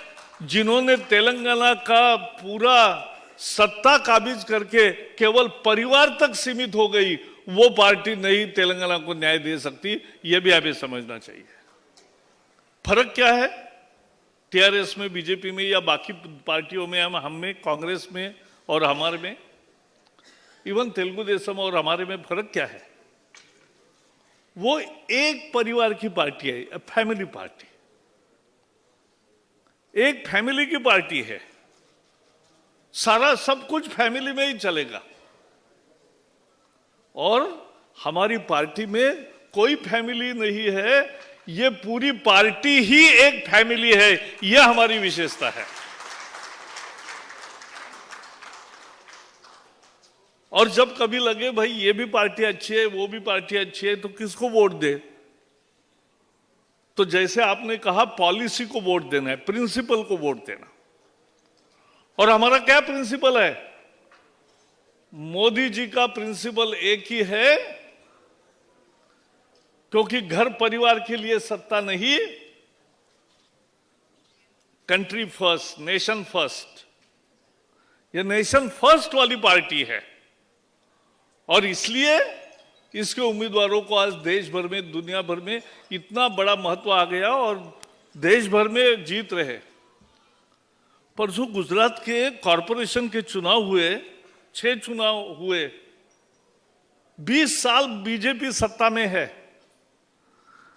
लेकिन इस बार 600 में से 500 जगह बीजेपी जीती और 50 भी जगह नहीं मिले कांग्रेस को। 1 से 10 गुना इतना फर्क हो गया। ये आज स्थिति है। देश पसंद कर रहा है बीजेपी को। क्यों कर रहा है? क्योंकि मोदी जी का एक विजन है। मैं दोनों बताऊंगा कि गरीब को एम्पावर करना, सबको खड़ा करना, ये उन्होंने एक तय किया। और मध्यम वर्ग को भी और उद्योगों को भी बढ़ावा देना, ये उन्होंने काम किया। जैसे आपको पता है, गरीबों के लिए आत्मनिर्भर भारत के पैकेज में भी पहला गरीब कल्याण योजना आई। 8 महीने 80 करोड़ लोगों को मुफ्त राशन दिया, दाल दिया, सब 80 करोड़ लोगों को। इतना आसान नहीं था, लेकिन दे दिया। अभी कोरोना की वैक्सीन भी अभी तक 1.5 करोड़ लोगों को मुफ्त मिलेगी। अब कल से 1 मार्च से जब शुरू होगा, तो 1 मार्च से जो भी सरकारी 10,000 केंद्रों पर जाकर लेंगे, 60 से ऊपर या 45 से ऊपर जिनको कोई बीमारी है, उनके लिए पहला अभी खोला है। 2 महीने के बाद सबके लिए और खुलेगा 1 महीने के बाद। तो ये मैं बता रहा हूं कि वहां भी जो सरकारी केंद्रों पर जाएंगे उनको मुफ्त मिलेगा, जिनको प्राइवेट में जाना है। और मुफ्त माने ये नहीं दे रहे यहां बैठे, मोदी जी पैसे दे रहे, भारत सरकार पैसा दे रही है। ये हमें समझना चाहिए। गरीब को घर 2 करोड़ हो गए, 2.5 करोड़ हो गए लगभग। घर में जल, नल से जल, वो भी 2.5 करोड़ लोगों के घर में नल आ गया। टॉयलेट 10 करोड़ घरों में हो गया। गैस 8 करोड़ घरों में हो गया। और इस बजट में 1 करोड़ और करने का तय किया है। एक भी घर बिना गैस का नहीं रहेगा। ये मोदी जी ने करके दिखाया। मैं पर्यावरण मंत्री हूं तो मुझे आनंद होता है, क्योंकि मेरी लकड़ी भी बचती है। नहीं तो चूल्हे पर लोग लकड़ी जलाते। लेकिन यह भी करके दिखाया। इससे ज्यादा किसान को 6,000 रुपए उसके बैंक खाते में जाते हैं, और अभी तक 12,000 रुपए मिल गए तेलंगाना के फार्मर को भी। एक बार 4,000 रुपए मिलना है या 10 साल 6,000 रुपए देना है, और कौन सही है यह हमें पता चलेगा। 60,000 रुपए हर किसान को मिलेंगे। कांग्रेस ने एक बार कर्ज माफी की थी 70,000 करोड़, और मोदी जी अभी खाते में जमा कर रहे हैं 7 लाख करोड़, 10 साल में ये पूरा करेंगे। अच्छा, ये भी एक कमाल है, डीबीटी 40 करोड़ लोगों के खाते 40 महीनों में तैयार किए। 40 साल में जितने अकाउंट नहीं खुले उतने 40 महीने में खुले, 40 करोड़ लोगों के अकाउंट खुले। 40 करोड़ लोगों के खाते में 13 लाख करोड़ रुपए विभिन्न योजनाओं के, स्कॉलरशिप के, पेंशन के, बाकी सब विषयों के पैसे वहां सीधे जाने लगे। राजीव गांधी प्रधानमंत्री थे, क्या कहते थे? मैं 100 रुपए दिल्ली से भेजता हूं, गरीब को केवल 15 रुपए मिलते। कहते थे कि नहीं? मैं 100 रुपए भेजता हूं दिल्ली से, केवल 15 रुपए गरीब को मिलते हैं। लेकिन अब मोदी जी 100 रुपए भेजते हो तो 100 के 100 रुपए गरीब के खाते में आते हैं। यह हमने करके दिखाया। किसान के लिए तो सॉइल हेल्थ कार्ड से लेकर किसान क्रेडिट कार्ड से लेकर किसान को क्रेडिट से लेकर जल सिंचाई योजनाओं से लेकर सब कुछ किया उसके आय दुगुनी करने के लिए, और बहुत तरक्की की, उसको दाम भी बढ़ा कर दिया। तो ये गरीब को अपने पैर पर खड़ा करने का ये प्रयास है, क्योंकि व्यक्तिगत स्वार्थ कुछ नहीं है। 7 साल हुए हमारी सरकार चल रही है, लगभग 70 मंत्री होते हैं, लेकिन एक मंत्री पर एक पैसे का भी आरोप नहीं लगा, किसी ने नहीं लगाया। ये करके दिखाया। यही तो लोग चाहते थे ना,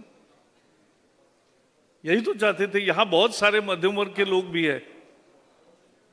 याद करो, हैदराबाद में बम फूटा, अहमदाबाद में बम फूटा, मुंबई में बम फूटे, उत्तर प्रदेश में बम फूटे, पंजाब में बम फूटे, आसाम में बम फूटे। आए दिन समाचार आते थे यूपीए के जमाने में। 7 साल में नहीं आया ऐसा समाचार। ये एक बहुत बड़ी काम है, और यही मध्यम वर्ग को चाहिए। एक लॉ एंड ऑर्डर चाहिए, एक शांति चाहिए, तभी तरक्की होती है। और ये हमने दिया है। महंगाई की याद करो, अभी पेट्रोल डीजल के दाम अभी अंतर्राष्ट्रीय स्थिति के कारण जो बगड़ा है, मुझे पूरा विश्वास है कि वो भी कम होंगे। लेकिन कांग्रेस के 10 साल याद करो, यूपीए के जमाने में महंगाई का दर डबल डिजिट में था पूरे 10 साल के लिए। 10% से भी ज्यादा महंगाई बढ़ती थी हर साल, और अब पिछले 7 साल में 5% से आगे नहीं गई है। यह हमें समझना चाहिए। आज मुद्रा लोन अगर 20 करोड़ गरीबों को मिले हैं, और ठेले वाले को भी अगर 50,000 रुपए मिल रहे हैं, 10,000 रुपए मिल रहे हैं, तो यही तो उसको चाहिए था। नहीं तो साहूकार के यहां जाना पड़ता था। आज देश की संरक्षण क्षमता ऐसी हो गई कि कांग्रेस के समय अक्साई चीन गया, कांग्रेस के समय तिब्बत हमारे हाथ से गया, कांग्रेस के समय चीन ने बहुत जमीन हमारी हड़प ली। लेकिन ये पहली बार है कि जब चीन को वापस जाना पड़ा, यह सबने देखा है। डिसएंगेजमेंट हो गई। हमारे सेना पर हमें नाज है। बालाकोट का स्ट्राइक का कल ही उसका एनिवर्सरी था, तो कैसे सबक सिखाया? आतंक की पाठशाला ही खत्म कर दी।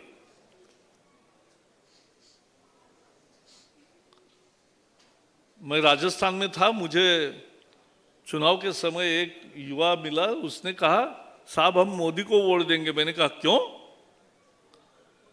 बोले साहब आज तक हमारे जवानों के पाकिस्तान सर कटवा के बॉडीज भेजता था। यह पहला प्रधानमंत्री है जिसने हमारे पायलट को 24 घंटे में वैसे ही वापस लाया, ये करके दिखाया।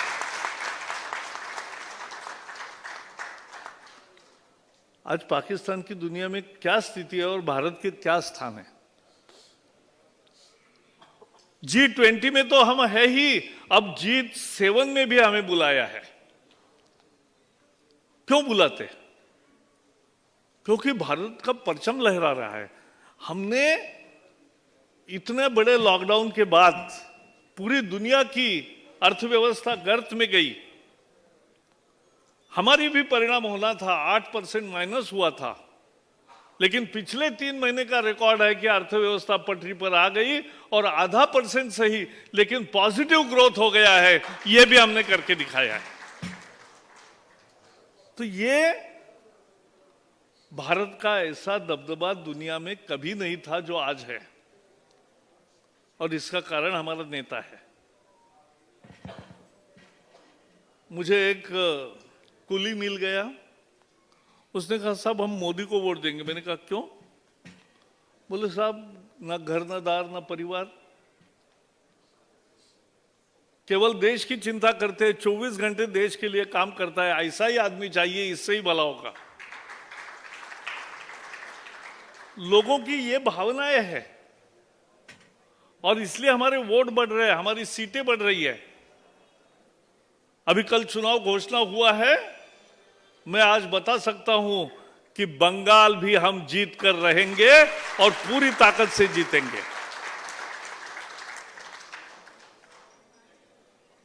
और यही डर है केसीआर का। दूसरा क्या डर है कि एक बार आई, दूसरी बार मिला, लेकिन अब तीसरी बार नहीं मिलेगा। यही है, क्योंकि हम देश का कल्याण कर रहे हैं। आम आदमी समझ रहा है कि भाई अपने भलाई का काम हो रहा है। उद्योगों में आज आत्मनिर्भर भारत का भी एक आपका चर्चा है। आत्मनिर्भर Bharat is not an exclusivist India. अकेला पड़ जाएगा और दुनिया के साथ कोई संपर्क नहीं होगा, यह भारत का आत्मनिर्भर का चिंतन नहीं है। आत्मनिर्भर भारत सेल्फ रिलायंट इंडिया है, लेकिन दुनिया से जुड़ा हुआ है और ज्यादा एक्सपोर्ट करेगा और कम आयात करेगा। यह आत्मनिर्भर भारत है। आत्मनिर्भर भारत का विजन क्या है कि आओ, सारे दुनिया को प्रधानमंत्री बुला रहे, आओ इन्वेस्ट इन इंडिया,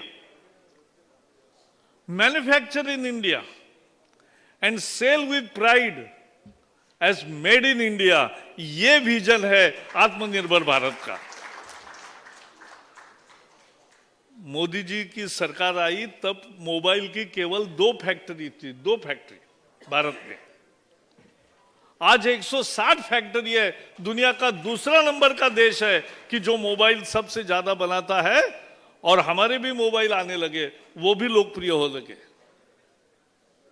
तो करेंगे सब कुछ। अब तो हमने PLI स्कीम लाई है, प्रोडक्शन लिंक्ड इंसेंटिव्स। तो आईटी में, इलेक्ट्रॉनिक्स में, आईटी हार्डवेयर में, ऑटो में, सभी क्षेत्रों में ये नए 10 प्रकार के आत्मनिर्भर भारत के तहत हम प्रोडक्शन लिंक्ड इंसेंटिव देंगे। उससे विदेश से निवेश आएगा और शोध को भी बढ़ावा मिलेगा। देखो शोध क्या होता है। अपने सबके हाथ में मोबाइल फोन है। एप्पल जिनके पास है उसकी कीमत 50,000 से शुरू होती है। क्यों लोग देते पैसे? स्टीव जॉब्स जिसने वो ढूंढा, उसके साथ में 98 में 2 दिन था, तो उसने, उस समय फोन नहीं था, तो वो हैंड हेल्ड कहता था और हाथ में एक पकड़ के कुछ चीज बोल रहा है, ऐसा बता रहा था, प्रेजेंटेशन दिया कि एक फोन में कितनी दुनिया होगी। और हमने देखा फोन आया और दुनिया बदल गई। इंटरनेट आया, दुनिया बदल गई। अब किसी को अगर बताएंगे कि 25 साल पहले मोबाइल फोन नहीं था तो कोई विश्वास नहीं करेगा। हमें भी इतनी आदत हो गई है कि मोबाइल फोन के सिवा चल ही नहीं रहा है किसी का। आज लेकिन यहां मोबाइल फोन नहीं बजे, ये मुझे बहुत अच्छा है, आपको बधाई देना चाहिए। अभी तो मैं होटल में कभी कभी गया तो मुझे दिखता है कि एक फैमिली, माता पिता 2 बच्चे बैठे हैं, सब लोग नीचे ही देख रहे हैं। तो नीचे माने मोबाइल में देख रहे हैं,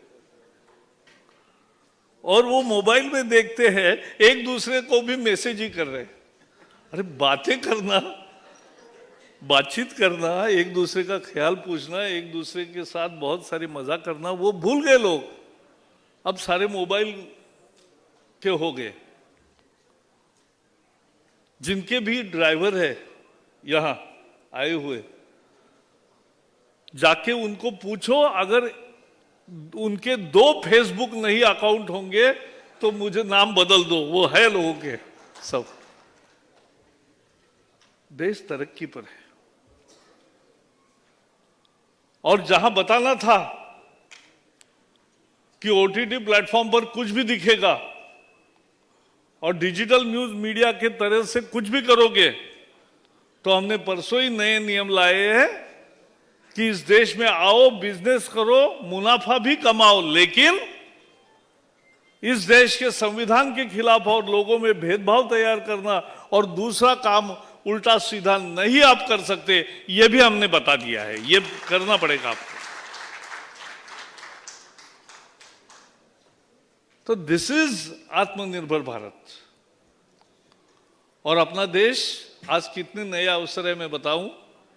अभी जापान ने भारत सरकार को एक लिस्ट दी है 27 उद्योगों की, कि हमें उनके यहां देश ही बूढ़ा हो रहा है, क्योंकि बच्चे पैदा नहीं होते वहां, तो वहां पॉपुलेशन, यंग पॉपुलेशन घट रही है।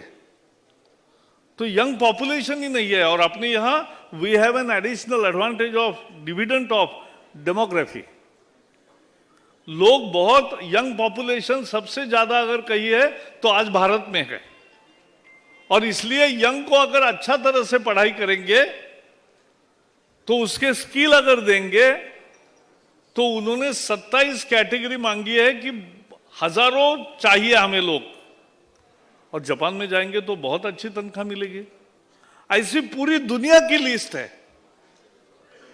हम इसलिए स्किल मिनिस्ट्री शुरू की है, इसलिए हमने नए नए शिक्षा नीति लाई है, जिसमें शोध भी है, अनुसंधान भी है, स्किलिंग भी है, अप्रेंटिसशिप भी है। तो ये सब जब करेंगे तब देश खड़ा होता है मजबूती से। ये भारत का सपना है, ये भारत का नेतृत्व है। और इसलिए आने वाला ये जो ग्रेजुएट चुनाव है, ये छोटा मत समझिए। यहां रामचंद्र राव है और वारंगल में पेमेंदर रेड्डी है, 2 ही लड़ रहे, अभी 2 ही है चुनाव। और हमें ये विश्वास देना पड़ेगा कि दोनों सीटें हम जीतेंगे। अकेले रामचंद्र राव नहीं रहेंगे, वहां काउंसिल में 2 मेंबर तुरंत बीजेपी के हो जाएंगे। यह हमें करके दिखाना है, क्योंकि ऐसी ही थोड़ी थोड़ी ताकत बढ़ती है और फिर आगे बढ़ते हैं। पश्चिम बंगाल में हमें पहले 10, 12, 17% तक हम पहुंचे थे वोट में। मोदी जी के समय 14 में जब चुनाव हुआ, तो लोकसभा चुनाव में हमें ऐसे ही 20-22% वोट थे। लेकिन इस बार जब चुनाव हुआ तो 18 एमपी भी आए और 40% वोट बीजेपी को मिले, एकदम डबल हो गए। यही करना है सब जगह, तमिलनाडु, केरला, पुडुचेरी, बंगाल, असम, अभी ये चुनाव है। उसके बाद हर साल 5-6 राज्यों में चुनाव होते हैं। बीजेपी बढ़ता रहेगा। मैं सबको बताना चाहता हूं कि कुछ लोग कहते भाई यूपीए 10 साल रही, कोई भी सरकार 10 साल रहती है। नहीं, हम ज्यादा समय रहने के लिए आए हैं, ये समझ लो। मोदी जी ये देश को वैभव तक पहुंचाएंगे, सबसे आगे खड़ा करेंगे, यह हमें समझना चाहिए। यही तो आत्मनिर्भर भारत है, इसके लिए करना है, इसके लिए चुनाव है। और आइए मित्रों, आने वाले अभी 12 दिन है, 14 दिन है, 14 दिन है, 14 दिनों में अपना अपना किला संभालना है। यानी जो 250 वोटर है अपने बूथ में या अपने वार्ड में, समझो 1000-2000 वोटर है, क्योंकि ये हर कोई वोटर नहीं है। यहाँ जिन्होंने रजिस्टर किया है, जिनका नाम सूची में आया है, वही वोट कर सकते हैं। उनको ढूंढना सबसे बड़ा कठिन काम होता है, क्योंकि जनरल चुनाव में क्या है, हर घर में जाना, वोट दो, वोट दो, वोट दो, कर सकते हैं। यहां ऐसा कर नहीं सकते, क्योंकि वो वोटर है कि नहीं, पहले आपको लिस्ट दी होगी, रामचंद्र राव जी ने, पार्टी ने लिस्ट दी होगी। वहां घर घर जाना है, उनसे बात करना है। वो नौकरी पर जाते हैं, उनका व्यवसाय होता है, उनका वोटिंग केंद्र कहीं दूसरी जगह आता है। लोग कहते क्यों जाए, बहुत दूर आया है। अभी पुणे में हुआ था, तो मेरी बहन ने लिखा कि उनका पति का उनका नाम वेस्ट में 17 किलोमीटर दूर आया और इसका 15 किलोमीटर दूर दूसरा ही केंद्र मिला। लेकिन दोनों गए, वोट दिया। यही करना है, क्योंकि इसी से यह विजय सुनिश्चित होता है, भाषणों से नहीं। यह केवल रोज पेपर में क्या आता है उससे कुछ नहीं होता। जो कार्यकर्ताओं का बल भारतीय जनता पार्टी का है, घर घर जाकर उनके साथ संवाद करके, उनका फिक्स करके कि कहां से आएंगे, कितने बजे आएंगे, कैसे जाएंगे, और फिर उस दिन ज्यादा से ज्यादा वोटर सुबह से लगा के बाहर निकालना, यही हमारी परीक्षा है। यह सबसे टफ इलेक्शन है, छोटी है लेकिन टफ है। टफ क्यों है? क्योंकि इसमें एकदम मतदाता ढूंढ के उसको निकालना है और उसको लाना है, और माहौल नहीं होता है चुनाव का। जैसे लोकसभा का चुनाव है, विधानसभा का चुनाव है, तो एक माहौल बन जाता है, हर कोई चुनाव की चर्चा करता है। यहां अभी ऐसी चर्चा नहीं होती है, और इसलिए आप ये सब लोग काम करेंगे। 14 दिन के बाद यहां या और दूसरे स्थान पर भव्य रैली करेंगे और उनका स्वागत करेंगे। उसके लिए भी मुझे बुलाइए, मैं जरूर आऊंगा। इतना ही कहता हूं, सबको बहुत बहुत बधाई देता हूं।